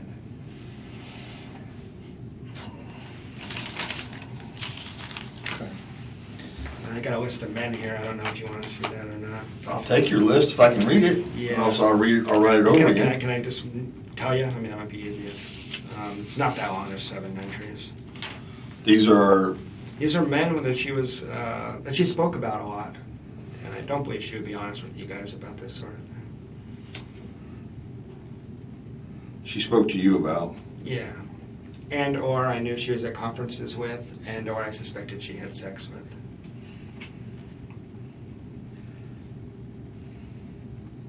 I still suspect her and Charlie did this, but I know you guys have to look at everything. Go ahead. Yeah, well, there's Daniel Sack, there's Mehul Patel. Hold on a second. Yeah. Sack? Yeah. S-A-C-K, right? Yeah, just like it sounds. Mehul Patel. P-A-T-E-L. There's Miguel Edmondson. Edmondson? Yeah, it's like E-D-M-O-N-D-S-O-N. There's 2 guys named Trey. They're different guys. One's in Destin as a real estate lawyer. One's in Orlando as another kind of lawyer. T-R-E-Y? There's T-R-E. Trey? There's 2 Treys. Okay, Trey, that's all you got, just first name? First name. They're both Facebook friends with her. Okay, one's a real estate lawyer in Destin. And one's actually the other one I couldn't swear is a lawyer. and another Trey, T-R-E. Yeah. And who's a what now? I think he's in Orlando. I don't know his profession. I think he's probably a lawyer. Most of them are. Okay. There's a person I only know as a gastroenterologist, a GI doc in Miami that I believe she was seen in early July. He was at her house an awful lot right after the crime. Here? No, I mean in Miami. Okay. In Miami, gastrointestinal physician in Miami. In Miami. And I never heard of him until July. All of a sudden, it made me a little suspicious. All of a sudden, he's around in July. This happens, and he's around after the crime, too. Okay. So I wondered. Okay. Then there's these conferences she attends, and I don't want to be too graphic, but she comes back from, if you're interested in people that were obsessed or sexually involved, she comes back from conferences with slap marks on her ass. It's very obvious what happened to her at conferences. So she went to the British American Project conference in London in the fall of 2014. After the death. 2013, sorry, that's before the Okay. death. And there's a lot of rich, influential guys there. And she goes to the Coca-Cola conference in Atlanta. There's this very wealthy advertising executive and an assistant coach for the Cleveland Browns that she was hanging out with there. I know this sounds crazy. How could they be involved? But those are men that... And she told you about the Coca-Cola guy? Yeah. She got a name? Just no rich guy, advertising agency, Coca-Cola. But he's at this conference in... when was that conference? April of 2014. She attended that conference. There wasn't that many attendees. And pretty sure she had sex with him. I don't know if that means he killed anybody. And it's the strengths coach for the Browns, I think. He's you just Google Browns coach, Coca-Cola scholar, he's on there.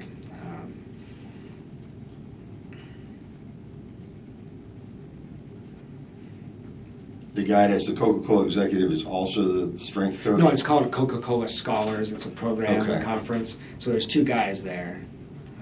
And Wendy had talked to me about having sex with multiple guys on multiple days, so I don't think you can say, well, she was at the conference, she was with Mahul, so she didn't have sex with this guy, So she was bragging about that at one point. Okay, so I got Daniel, Mahul Patel, Miguel Edmondson, 2 trays, a GI doc in Miami, and at a Coca-Cola conference there was an executive and a strength coach for the Cleveland Browns. Yeah, an advertising executive. It's actually from the biggest advertising agency in California or something like that. He's a really heavy hitter. He's a really wealthy man.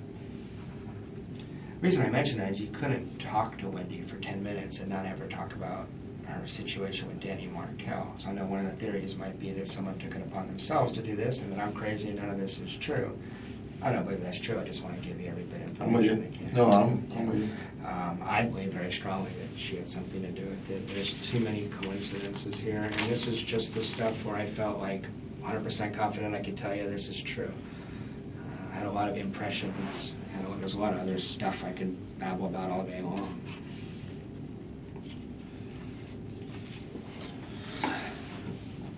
So I'm clear, when she went to this Coca-Cola conference in Atlanta, she met not just one but 2 guys, is that what you're saying? She talked a lot about, Mahul was at that conference. Okay.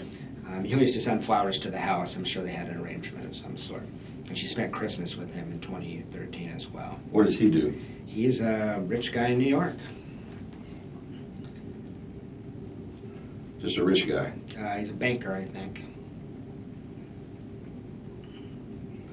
And this Sack, he was a professor, right? He's a professor. Which law? No, he's English and humanities. I mean, I know none of these people pop out like, well, they're a killer, but I'd be shocked if Daniel Sack was involved.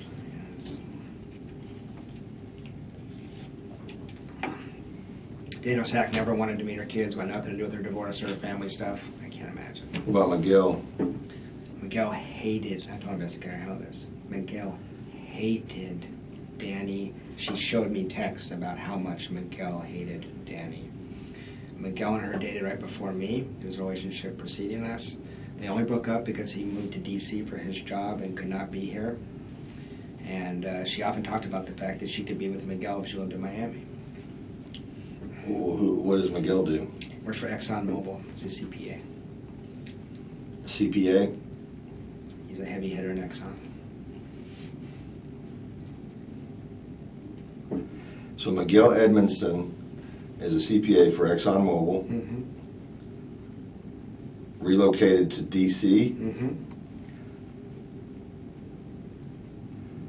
Man, my handwriting is getting atrocious. Well, you do this all day long, and then you pick up one of these, and it doesn't work good. Yeah, it's all school. Okay. Went to D.C. and hated Danny.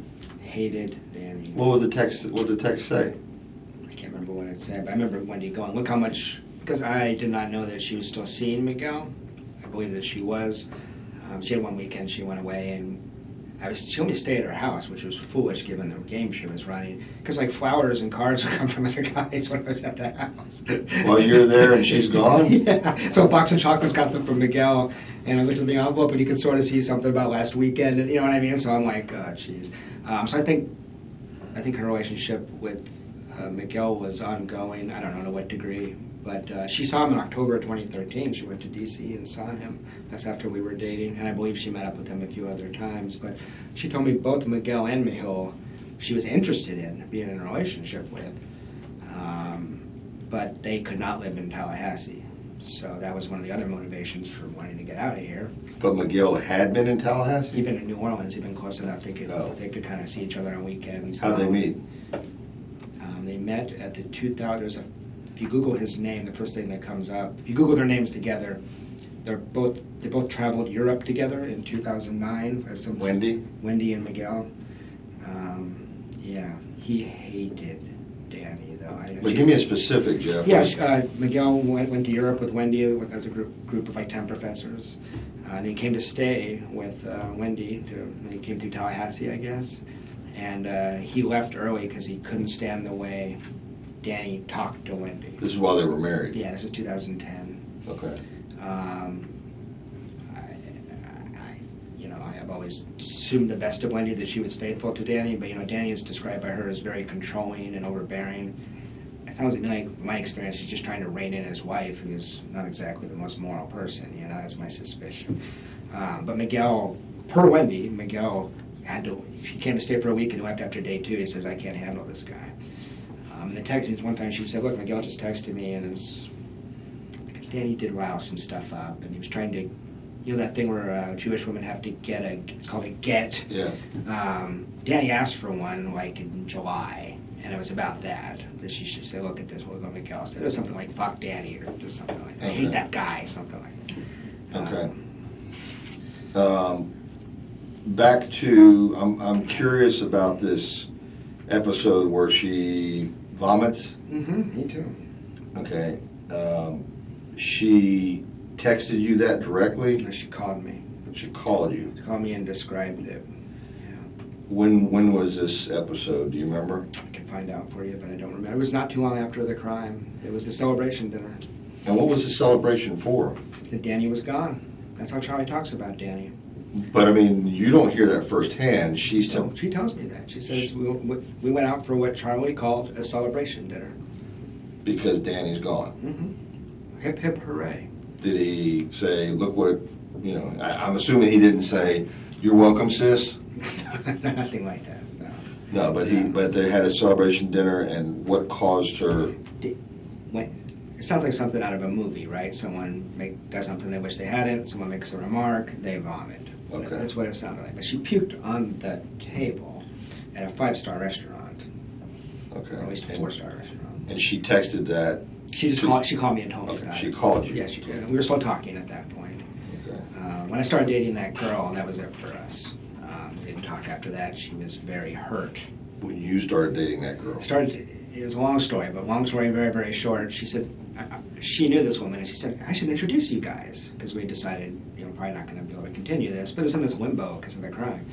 And I said, yeah, you should introduce us sometime. And she sent her an email to introduce us, but we'd already been dating. I didn't want to bother Wendy with that when she's dealing with a murder. Right. And she texted me scathing texts, like, I never want to talk to you again, and that was it. So it was super, Are you still with this woman? No. And then Wendy calls her the next week and makes sure, I don't know if Wendy called her or what she did, but they have some mutual friends. This woman, since shortly thereafter that conversation, this woman said, I'm not interested in seeing you any longer. Okay. So, which I thought was pretty aggressive. When I texted Wendy, I said, hey, put me through a lot of shit. Give me a break here. Just stay out of this, please. And she didn't. Very aggressive.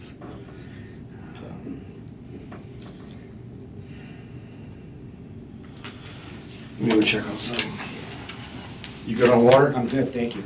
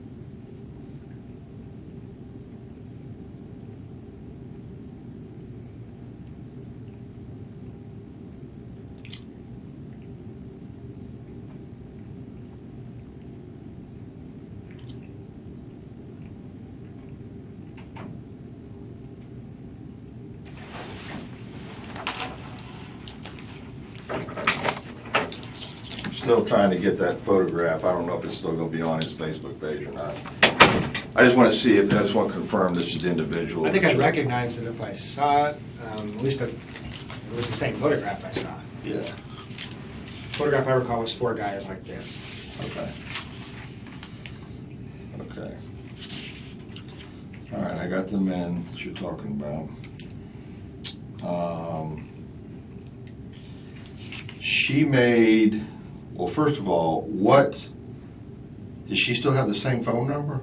She switched her phone 3 or 4 days after the shooting because she thought you guys had bugged it. Okay. All right, do you have the new number? I don't. I think she has the same number. She has a different phone. She just wants Oh, different handset? Which is silly because you don't need to put a bug on a phone physically. Right. I mean, it's funny. Why would she be concerned about people bugging her phone, or the police bugging her phone, I guess is what she's specifically concerned about? She's real concerned about that. She told me that. Did you ask why? No, I knew I immediately thought she did this, and so she told me 50 times, Jeff, I had nothing to do with this. And I always just let it be silent, sorry. I just let it be silent because I didn't want to go there. I didn't want to play my hand. I've never said anything to her. I just wanted to listen. I was hoping she might give me something interesting and I would come tell you guys. Because she's erratic enough, I thought she might say something stupid.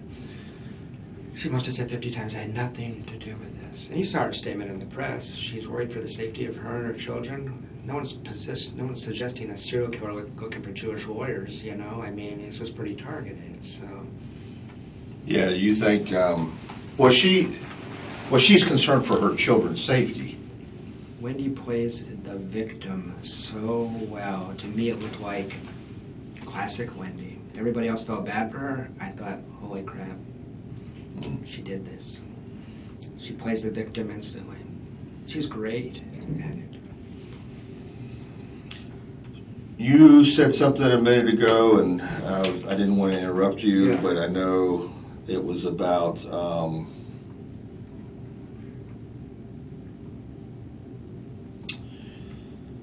something about Charlie getting shot. Okay. Charlie getting shot. Yeah, I thought she said something about. I thought you were telling me that Wendy was up here, or had said something about Charlie getting shot or Charlie getting killed or something like that. She referred to that. Danny or Charlie? I'm sorry, Danny. I'm sorry. I'm totally confusing you. And Yeah, that's okay. That's okay. Danny getting shot. Oh, when she was up here, how's this for awkward? My best friend sat next to her at a bat mitzvah. He refers to her, just so you know what it's like in the community, he calls her the murderer in common conversation. He is convinced. I don't know how, I mean, a lot of people, and that's not from my take on it, that's his take on it. Right. He knows I could be crazed. He had to sit next to her at a bat mitzvah for 4 hours. She's cracking jokes about Danny getting his head blown off. Head blown off. Yes, cracking. And I can't remember the exact joke, but that was how he put it, at least. And he said he looked at her and said, Wendy, that's totally inappropriate. Where was this at? So it was the Andrew Epstein's daughter's bar mitzvah. Okay. Which was 3 weekends ago. She was here for 4 days. And in the morning when she was here, it was a church ceremony in the morning, then a party at night. And the morning one, she sobbed through the whole thing. And whenever anybody asked her, like, what's going on, she didn't say I'm sad. She said I'm nervous, I'm anxious. I've seen a lot of grief. I'm a social worker. This is really an atypical reaction. It's real strange. And then the evening, she was pretty much herself, but she was cracking jokes. She told some of my friends that she's changing their names to Adelson. She still hates Danny more than you would ever think. And no one has ever heard her say one sympathetic thing about Danny Markel to this day. And it's just weird. Why would she be hanging on to anger? I mean, it's so... I can only think of one reason, to make the world make sense to you. But yeah, she was cracking jokes, which sometimes people deal with pain in that way. I get that. But, I mean... How did she say it? How did he tell you she said it? You might have sent me Oh, here's what she said. There was one just general joke, but I have the other text. He said, my favorite quote from tonight, I overheard Wendy saying, at least it didn't happen to Jeff or the kids or somebody I actually cared about. Okay. So that was the vibe. You know, they split this town into two piles, you know. I mean, it was a nasty thing. But people that aren't me, because I'm careful, I haven't told anybody the story like I've told it to you. I've told people I'm suspicious. That's about all I've said. They find her behavior erratic, bizarre, scary, and people who are very close friends to her are coming to the point where they're like, Jeff, I'm have people stopping in my office saying, Jeff, is there any chance, I was just out the Adelsons in Miami, is there any chance they had something to do with this? That's the weirdest family, the vibe, you walk in the room and something's strange. I know it's all subjective, but it helps me to hear that, because I feel like I'm a crazy person for the last 6 months. I've been waiting for you guys to arrest some vagrant, you know? I mean, and those names I give you, I mean, that's so you have all the data I have. Wendy with Charlie, and I don't know who pulls the trigger, but there's a very strange relationship between those two.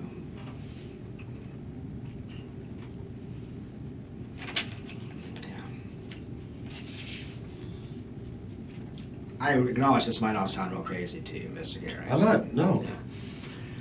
No, I'm very interested in this. Yeah. I want to make sure that I understand it completely and thoroughly. Yeah. And I can see that it's been weighing on you heavily. Well, it has, because it sounds crazy to people, obviously. Although I told a couple people the whole story like I told it to you start to finish, and no one else has said I'm crazy. My therapist said, one thing I forgot to tell you. I had to go get a damn therapist. It was so crazy. So I to try to manage her, I tried to get some advice on relationships. And in April of 2014, he tells me, look, he's real blunt. I'm going to be honest with you. There's two possibilities. One is she's just getting over a divorce and drinking too much, and she'll settle down over time, maybe live happily ever after. Second option, she sounds an awful lot like a sociopath to me. That's an objective person. Right. And I said, sociopath? He said, yeah, high functioning, but she doesn't seem to have a conscience. And I said, oh, Jesus, what I got myself into? Because I was in love with her and I wasn't going to leave at that point. But that's the kind of feedback I've gotten when I tell people what she's actually like. Okay. I prefer that you guys catch somebody else, obviously. Right. When's the last time you talked to her or had any conversation? I could find it for you. It would have been in around August 20th. Oh, that long ago. Yeah. She cut off all contact because I didn't tell her I was dating. It was just bizarre. That was the time, it was about the time of commencement, summer semester commencement. That was another thing as far as narcissism and a crazy person. You know what Wendy was mostly upset about? And she told me this. The fact that she had to cancel her commencement speech because Danny was shot. Her attorney said it's a bad idea to get yourself in front of the media like that. Inside Edition will show up. You can't do it. She was devastated.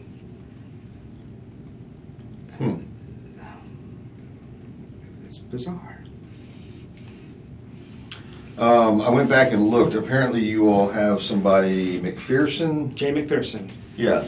What's the relationship? She has something to do with Wendy? They claim that she was in the room with Wendy in the 9 hours you guys interviewed Wendy. She came up here. She was not in the room with her. Wendy told me she was in the room. Well, okay, let me correct that. That sounded weird to me.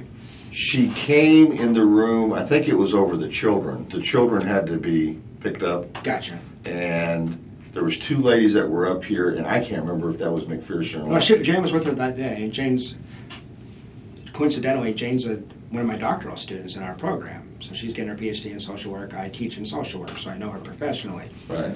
Jane is the one I talked to for about 3 hours, maybe 2 weeks after the crime, that told me that Wendy and her circle of friends thought I did this. Jane told you that? Jane told me that. She said you had to be there if you were, and she basically made it sound like if you, and she's a confidant of Wendy. See, Wendy has told many people that I stalked her, that I falsely accused her of cheating on me, that I'm this very mean person, all this kind of stuff. And she has friends that are professors in other departments. She's slandered me pretty bad. So I just haven't responded to any of that. But I go to conferences and get weird looks from people.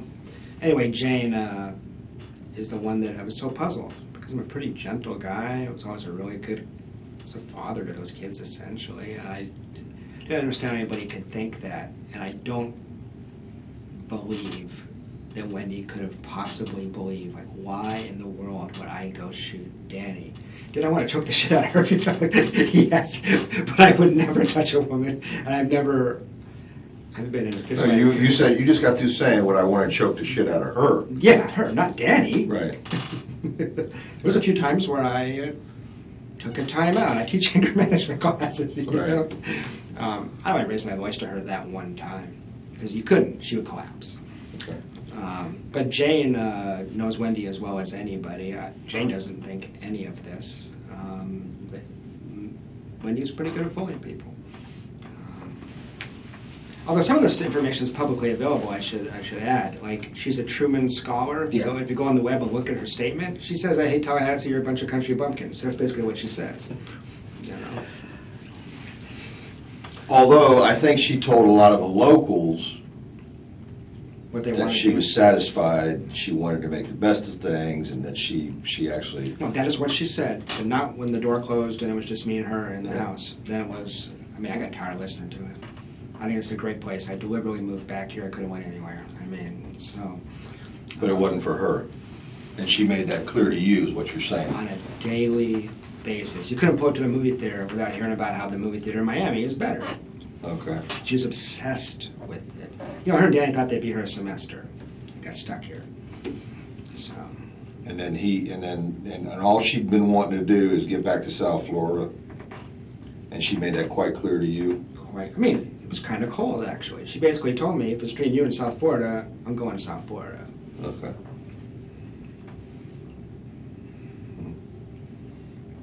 I'm trying to think if there's anything else. I heard that the FBI had maybe talked to her brothers. Oh, that's the other thing. Their brother Rob in North New York. I don't think he had anything to do with this, but something very weird about this family. There's some emails between us where when he visits the house, he doesn't even talk to the parents. There's just some sick dynamics where Wendy at one point told me when Dad was extremely violent. And I thought, well, this makes sense why you're so gun shy and, you know, hair trigger. And then later I said, well, with your history of family violence, she said, I never said that. So there was a lot of inconsistencies in line, but I don't think Charlie's been up here. If you were, with your experience and instincts, you were to talk to Charlie, I assure you, there's something off about that guy. What about this FBI thing? I heard through the grapevine that the FBI talked to Rob up in New York. That's what Wendy told you? No, I think that's what Jane McPherson told me. Okay. So, and I try not to believe everything I hear because misinformation's everywhere. You know? Well, if Jane McPherson heard it, she most likely got it from Wendy. Yeah, well, that's true. That's true. But he's like an outside, he's not really a part of the core family. They don't have a relationship, basically. Okay. And the impression is he's a guy who wants nothing to do with his family. There's something that happened in that house and he wants nothing to do with it. Okay. And I just think there's, that's the other theory, which will sound super crazy, but the people that have visited the house in Miami they said to me, has anyone considered maybe the whole family's in on this? I mean, this is I said, people don't do that. I said, well, you go in that house, it's real strange in there. It's real secretive. It's real weird. Have you met her parents? I have. Is there anything that you can tell me about them? You know what autism is? Autism? Yeah, Yes. yeah. The dad and the brother Rob have this reputation of being like that. They everyone in that family suffers from a severe lack of empathy for other people. Okay. She learned that somewhere. You know, pillars of the community. You get on his website. I mean, years ago I went on it. He was polite to me, but Dad's polite. Mom's kind of rude, actually. I know that Father has been speculated about. They hate Danny in a way. I have a wife. I've been through a divorce. I get life. I've never seen this kind of obsession. Like their hobby is hating Danny. Mm. It was like really strange. I mean, I fell into this because Wendy could convince you of it, and maybe she convinced the parents. But they were going to put you said you looked at some emails, but not others. At one point, Wendy was going to get a restraining order against Danny, which in retrospect is bizarre because he was a good dad. But she had Gary, you know who Gary is? Gary is a lawyer he's the one that offered Wendy the job so she could relocate in the summer of 2013. He runs a tort firm suing drug companies. He offered her $1 million job, and I wondered about him too. It's not sexual, it's more of a father-daughter thing, but they're close. Gary. I don't know his last name. Where does he work? He's a lawyer. He works in Miami. Okay. He owns a tort firm, and there are emails. I mean, she sent this document. She had compiled every email, like between Danny and Wendy for like a year and a half. And the idea was to make this legal case that Danny is harassing her and stalking her. She always goes to this. She told me Danny was a stalker because he looked out the window one time and saw her walking down the street without the kids, and he goes, "Where are my kids?" I have right of first refusal. If you don't have the kids, I should have the kids. Wendy claimed that was stalking because he said, you know. So anyway, all these emails, and the idea was we're going to persuade some judge that Danny needs to be reined in. I read this document, and at this point I'm a little skeptical because she's screwing everybody else. And I said, this is an indictment of Wendi Adelson's character. You read this thing, you get the impression this woman is a total loon, you know? It was interesting because she thought, like, from her point of view, it showed what an asshole Danny was. If you were to read this, it's like, this person is crazy. So that was when I started to figure that out. But there's that different perception. At first she seems really together, and then just loses her mind. So my worry is that she had something to do with this, and has no conscience. And it's hard for me to believe she could, I know you can't give a polygraph. I can't believe she'd pass a polygraph. I can't believe she would stand up to repeated questioning if you guys had any leverage. I understand that this was done in a smart way. I don't have any leverage. But my experience with her was over time, she just collapses, you know. Okay. Well,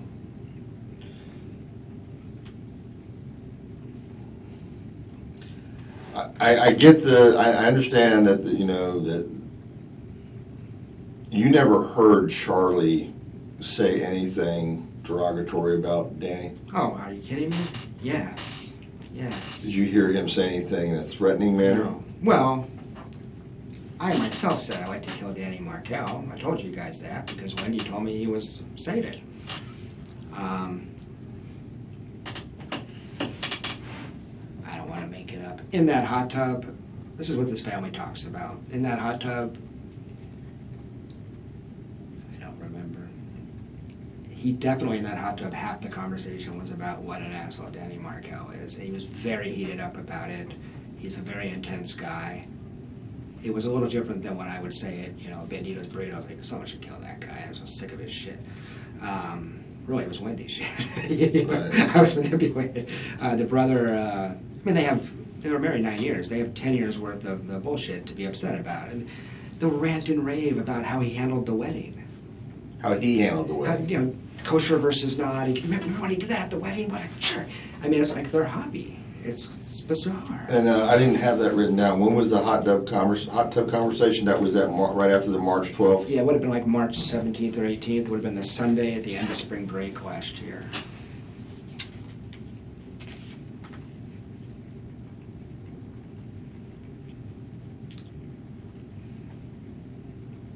But if the question is, did he threaten Danny? No. If the question is, was he pathologically upset with Danny in a way I found disturbing and it put me off and it was different than, say, even Wendy or her mom? Yes. Incredibly intense about it. Incredibly intense. Charlie's so difficult to get along with, he doesn't have one dental office. He works at 5 dental offices, and they can only handle him 1 day a week in each office. Really? Yeah.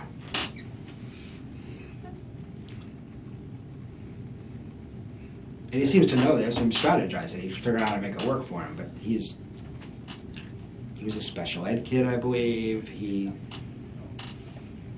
was very difficult to get along with.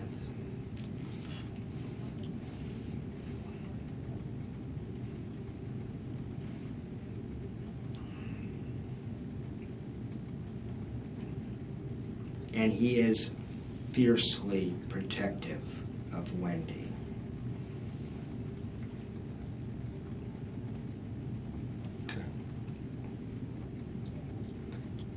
he had suggested seriously that they convert to Islam. The whole family? Just Wendy and the kids. Islam? Islam or Christianity, one or the other. Just to screw with Danny. So they're not very devout in their No, Jewish they're atheistic Jews. Pardon? They're atheistic Jews, Jews that don't really believe in God. They do it culturally, they eat the food. These people don't have ethics or morals. I mean, they don't.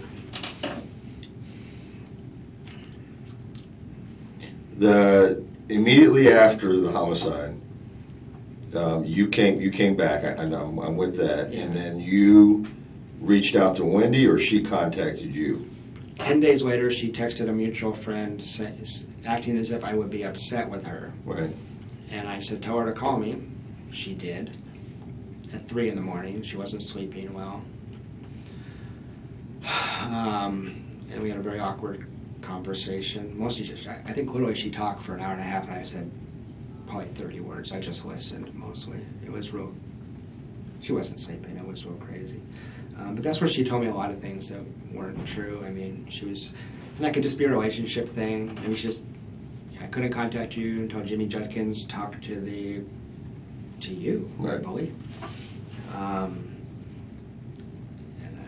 I don't know. I thought it was really strange not to, all my friends were texting with her.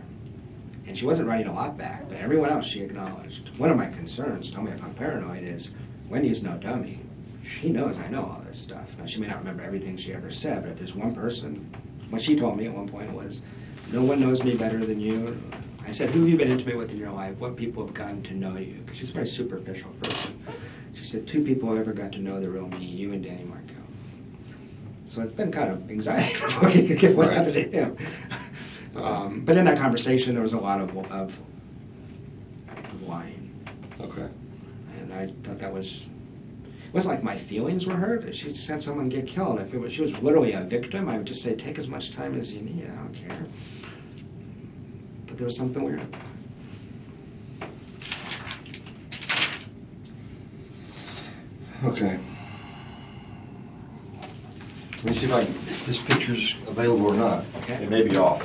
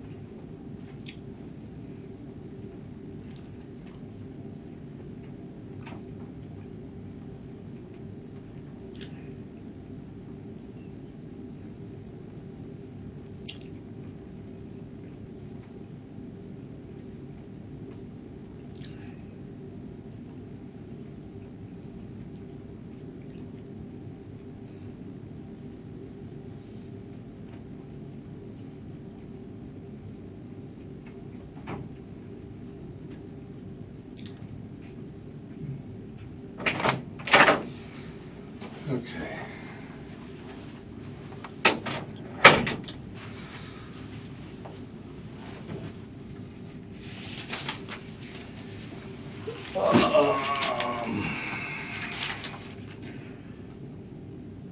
Obviously, if there's something else, you know, we can meet again. I got one other quick thing for you, actually. Absolutely. Wendy was advancing her withdrawal schedule from the antidepressants much more rapidly than was safe, and she stopped. She told me this after the fact. She dropped off the med completely on July 14th.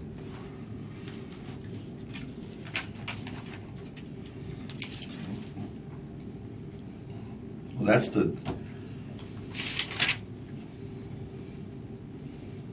we determined that's the date that the conversation happened about Charlie and the 15,000. That's right. But she doesn't tell you till later on? I just said, hey, how are the meds? And she goes, oh, I stopped those. I think the first day I was back, which was Monday, July 14th. That was her first day off of them. So she was off of them completely on that day. Okay, so... Which, by the way, people have impulse control problems at that point, so that might be why she said that. I mean, it's... But she's telling you this when? In August sometime. Okay. She just stopped cold turkey? Or I don't know. I just know that it's supposed to go down 10% a week. She wasn't doing that.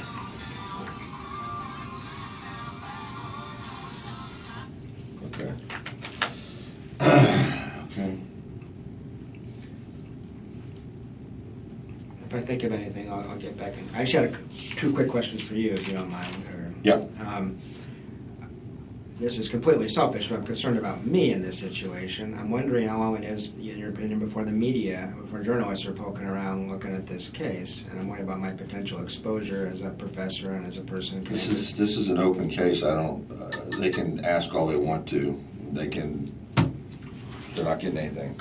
Okay. And that's for the foreseeable. I mean, I may call you. I mean, you at some day you may be called as some type of witness. I would do it in a second. Yeah. Okay, I want to make sure that we're upfront about this. I mean, let's say it goes from here to an arrest to a prosecution. I'm there. And for some reason, you know, your testimony is needed. I would say anything I said today under oath. I would.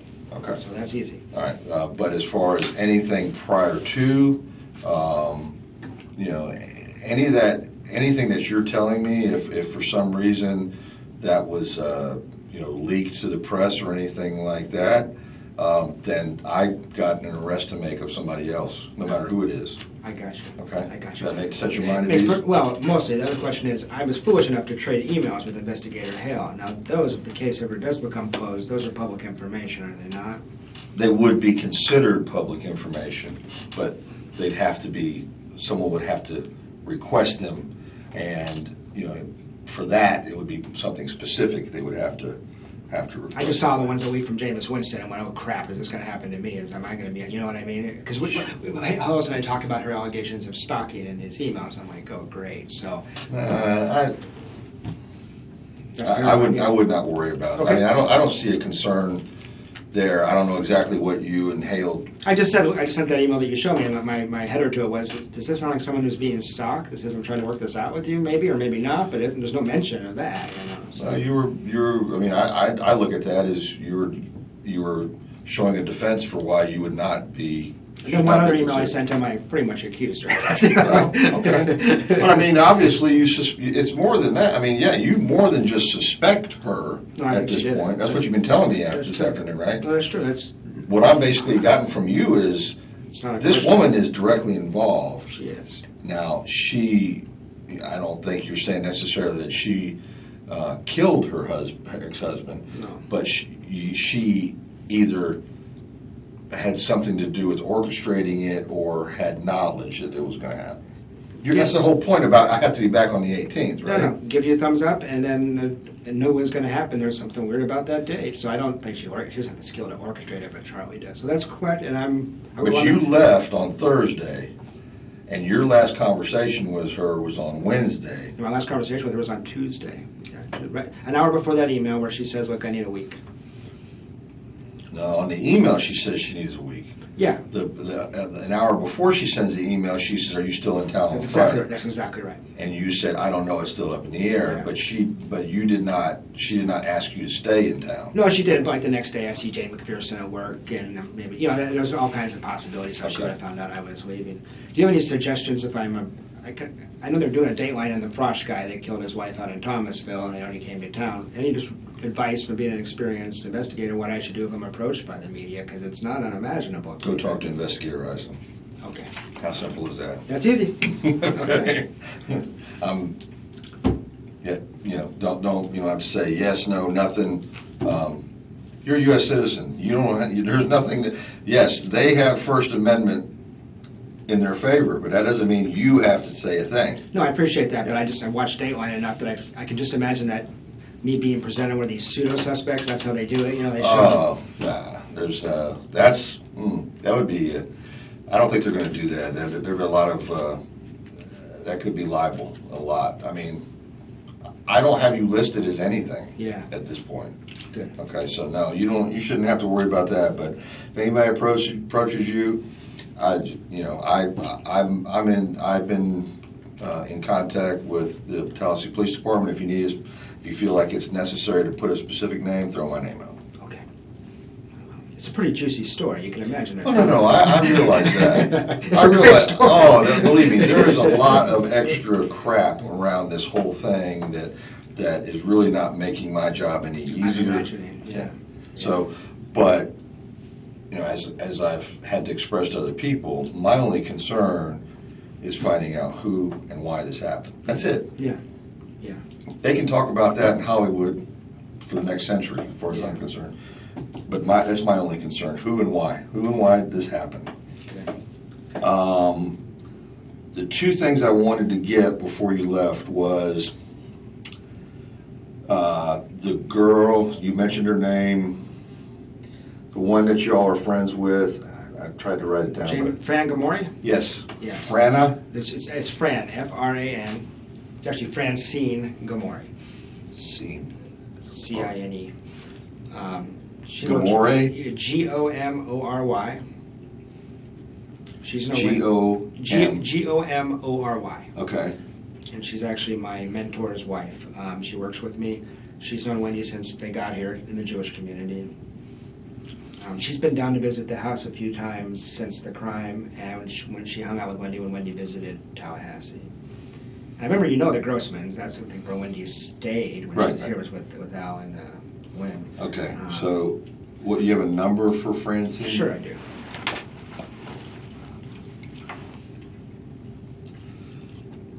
Who's your mentor? Tomi Gamori. Tomi? Yeah, T-O-M-I. It's Hungarian for Tom.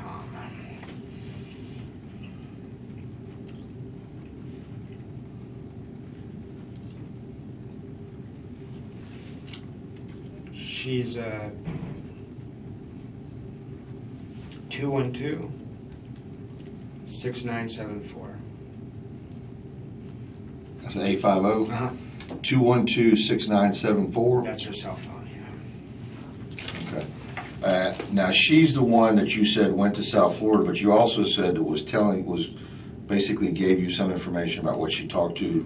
Wendy was talking through her for a long time after the crime. Okay. So she's exchanged many texts with Fran. Guided her through the whole divorce. Fran knew Danny.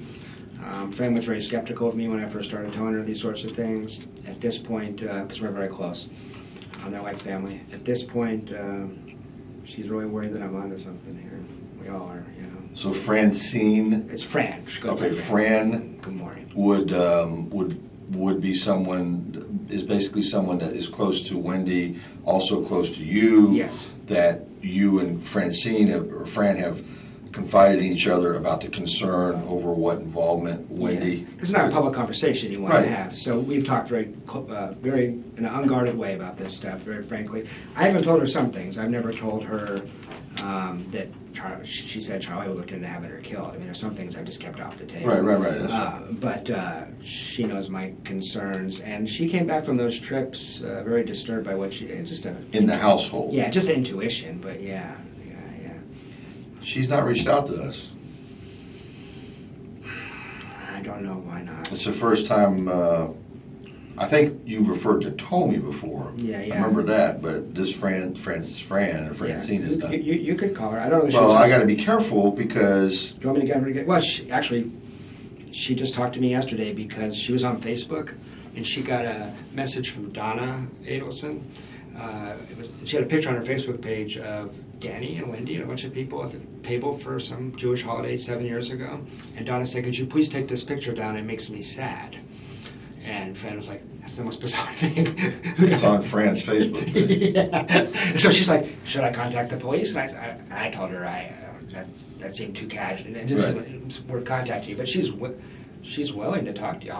Should I talk to her and have her call you? Well, if she's but willing. then you have to divulge, that obviously, you've had a conversation with me. No, she knows that. I told her. Okay. I'm looking out for your interest in that part. Yeah.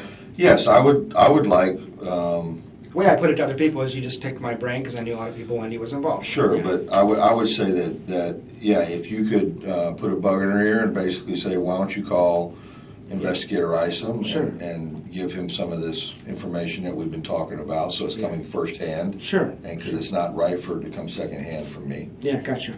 I'll do that. Second person was you're at a bar mitzvah or bat mitzvah, and the guy that's sitting next to Wendy. Stephen Tripodi, Tripodi. P-O-D-I? Yeah, Tripodi. Stephen with a V? P-H-E-N. His number I have too. And if you want, he's my best friend. I can just have him contact you. He knows all of this. Give me his number anyway, I know. I try to keep these people straight. This list is getting quite long. I know. This is your best friend? Here, at least, yeah. We known each other by 8 years. He has an Austin number. It's 512-736-8792. 512-736-8792. He's the one that introduced us. Okay. To you and Wendy. And he knew Danny. And you're still friends? We are. Actually, it's funny. He teared up the other day. He said, "I wish I never introduced you to that one." It's not your fault, Stephen. And that's okay. He's a local guy now. He's at FSU. He's a tenured professor at FSU. Professor of social work. Of course. Yeah. It's either that or law. Yeah, that's about all of it. Okay. Yeah, if you could next week, since it's spring break. Yeah. Does she work in that realm too, Fran? She's a social work professor as well. If you could get those two folks to call me, I'd appreciate it. Yeah. And just give them my phone number, and they can leave a message. I'll get back to them. Yeah, no, I appreciate you being so responsive. I know you got to be busy, and this is going to be a hell of a case. Well, this is my case. This is my case, and this is I want to see this.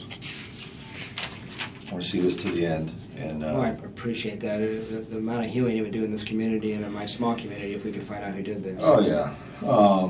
And I know there's a lot of people frustrated, and everybody wants to know more of the story, and they want to know how come there's not more details coming out, and so on and so forth. Read into it any way you want. I'm not saying anything. That's good for you. So you also haven't asked. I mean, I know. Right. That, no, I'm fine with that. And Investigator Hale did tell me at one point, and I think one of the reasons, I don't know if this is helpful or not, but I was pitching him this, and I just couldn't hear me. I felt like, but he said we have evidence. We're analyzing it. Yeah. So that's the one thing that. Well, you don't have to be a detective, let alone or a rocket scientist or anything else to figure out that there hasn't been an arrest, so everything's still on the table. Sure. Sure.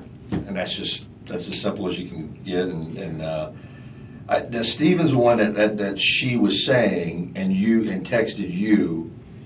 Yeah, he was running with that bat mitzvah. I mean, I don't know how useful it'll be. He's going to say, Wendy's still crazy Wendy, is what he's probably going to say, but he can tell you the joke she was making. Well, the first thing was it sounded like that she was joking about Danny getting his head blown off. So, yeah. But then when I specifically asked you what was said, it more sounded, it was a little bit less innocuous, but saying that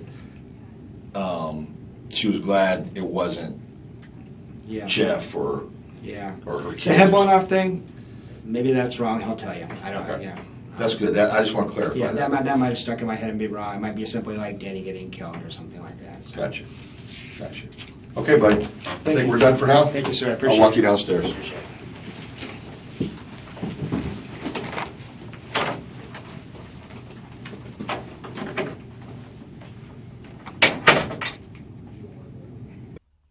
Okay, hope you enjoyed that, everybody. Quite a few little new nuggets of information from the Jeffrey Lacasse interview. We do make a lot of Adelson content, mostly with commentary. That's pretty much our bag. With Donna's trial coming up in June, we've got a bunch of Freedom of Information Act requests out to hopefully get some new Adelson content in the interviews that happened during the investigation. If that is your bag, please do come and subscribe to the channel. Leave a like on the video. Nice to see you. Good.